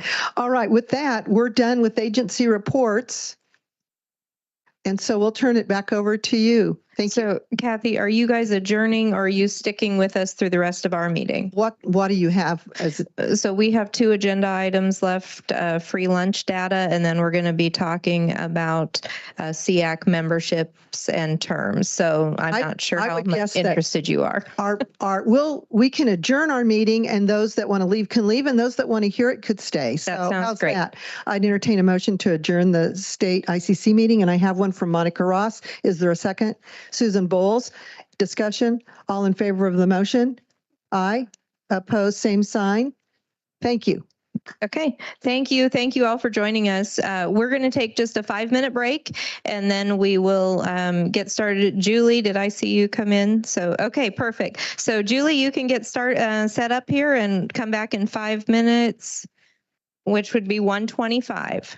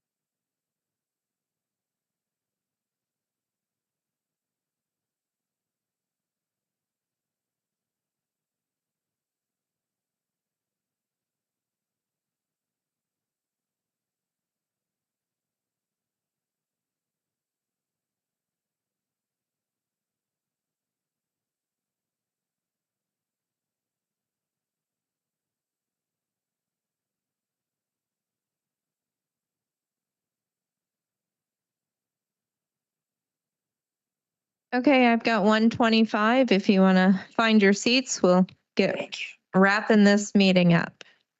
So Julie Ewing is here to talk about free lunch data. And this was a request from a previous meeting with just some follow-up information. So if you have questions for Julie, please ask them. But Julie, thank you for coming, and I'll turn it over to you. Well, thank you for having me again. I think I found my people because you like data. Yeah. So I always like to talk about data. Joyce, if you could move my slides, or somebody, Alyssa, or you've got, okay, thank you so much. I had talked to you last council meeting about looking at students with disabilities versus all students. I even shared some virtual school information because you probably know more than I do about the number of students that are now moving from brick and mortar to virtual. Seems like there's a lot of movement in that area. So we talked about results for that. And then somebody asked, well, what about free and reduced lunch? Well, actually, I think you talked about free lunch, but I threw reduced lunch in there because we had that as well. So we have, I like to look at all students when I show assessment results, so you get an idea of what all students are doing, and then pulling out those different subgroups. Free lunch is not performing nearly as well as those that are on reduced lunch compared to those that are all students. Now we have a smaller population for students with disabilities in this, right? Because when we're talking about all students, we're talking about every student 3 through 8 and 10th grade in math that took this test. So you can see the way that they line up with that. I did the same thing with ELA. ELA is again 3 through 8 and 10th grade. Every student that took the ELA assessment last spring. And we're finding the same things. Math and ELA, they pretty much perform about the same, right? They're still in that. The disabilities have the largest category in the limited, lowest performing category on our state assessments. Any questions on that? Yes. Bert's got the mic.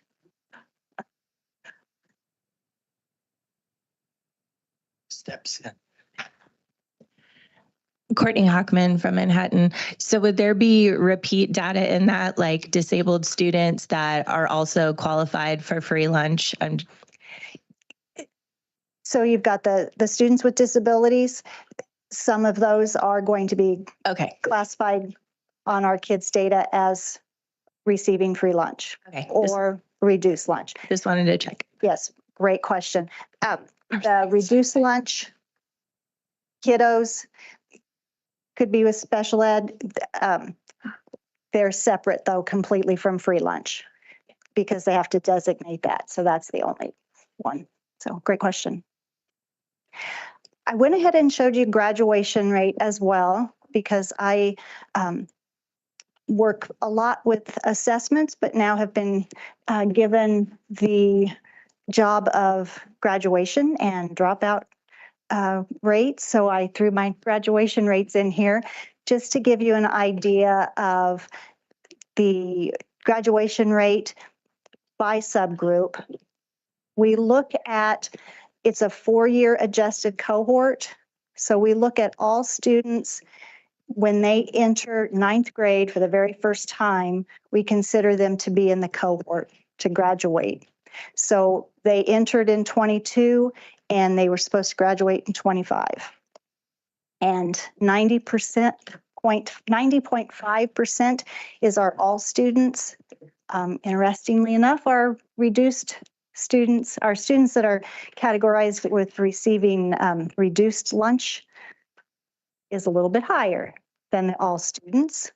And then free lunch and with disability are about the same. So.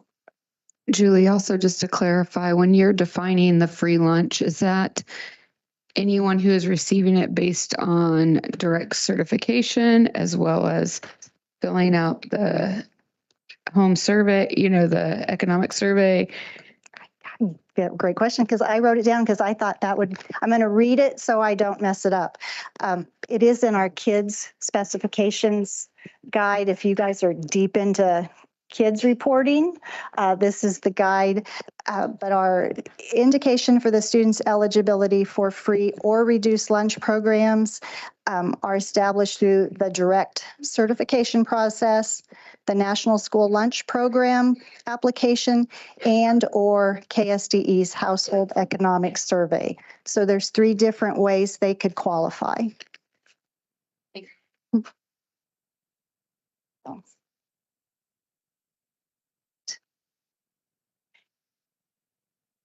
That is all of my fun data that I have, although I can find a lot more. All of this information that I have pulled is on our building report card. Our building report card was just live. We added our most current information last month. So if you go into our ksde.gov website, on the right-hand side, it says there's a popular topics, and building report card is on that, and you just click on that. You can tell how I find it, right? It's probably an easier way, but that's how I go. You go to the building report card and you can do longitudinal performance up at one of the drop downs under, not sure which one it is now, but it's right over to the left. Call me if you don't know where it's at and I'll walk you through it. But it will tell you all of this information. You can click on the subgroups, you can look at grade levels, it's just more information than most people like, but I love looking at it. So that is where all of this information is at. Okay, does anybody have questions for Julie? Thank you for having me. Thank you.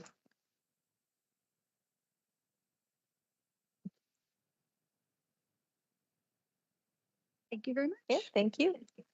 Okay, we are ready for our last agenda item, and Bert kind of introduced the topic yesterday, but we have additional information to discuss today about expiring SEAC members, and Bert has a document that he is passing out. So I'm just going to talk while you're doing that, Bert. The 4 SEAC members who are going off, and I think we'd like to recognize them: Marvin Miller, Jennifer Kaczynski, Jennifer Kurth, and Brandon Gay, if we want to give them all a round of applause.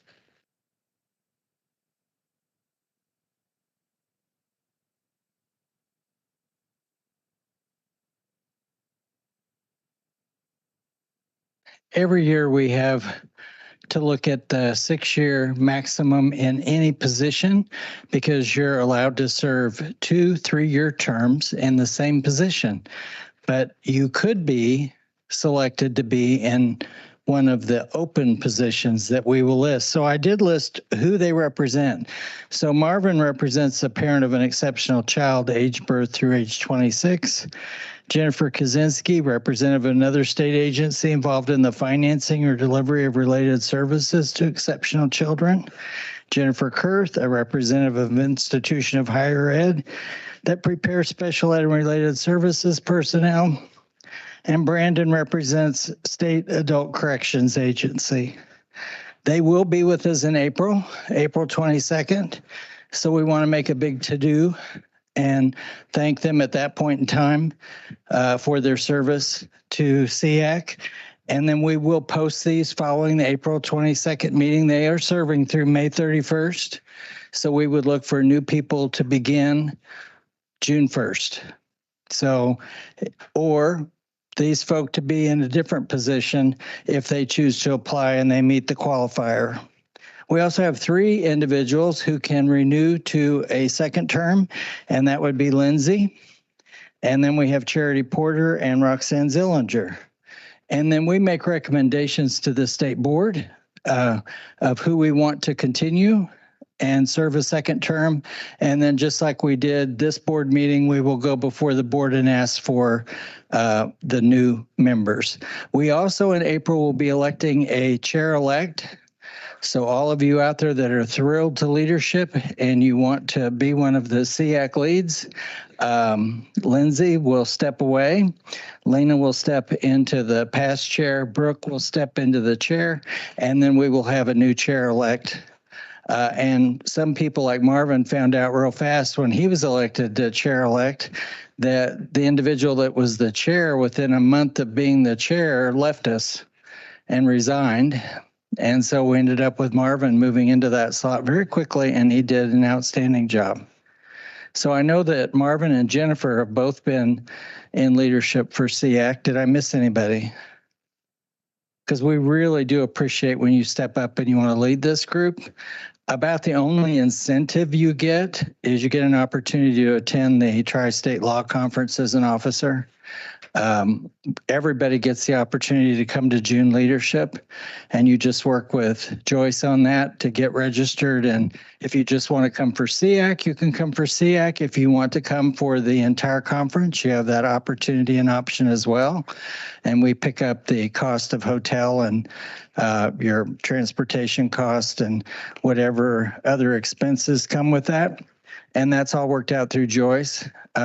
We are the only organization I'm aware of that actually has within our charter at the federal level that we can have a budget to purchase food, because you can't use federal funds to purchase food, but we can. A lot of people are jealous about that. That's why we can pay for the breakfast like we had this morning and invite guests to come. Yes, that was wonderful. The board's still smiling, I think, about that. So I just wanted to kind of give you all an update on this, because as the secretary for you all, not being the secretary, I type and I take shorthand, but the secretary in the sense of directing or helping to direct the SEAC so that we meet requirements, that you know where we stand. And unfortunately, we have several members next year that will reach their 6 years. Because we had a lot of people come on 6 years ago in 2021 after COVID. So thank you all for your service, those of you seated here. And then we did plan the April agenda. We had items yesterday. So if any of you have questions about some of the responsibilities of being the chair, Lindsay or I would be happy to visit with you about that. Feel free to catch us sometime, email, give us a call, whatever. So, okay, with that, I would take a motion to adjourn.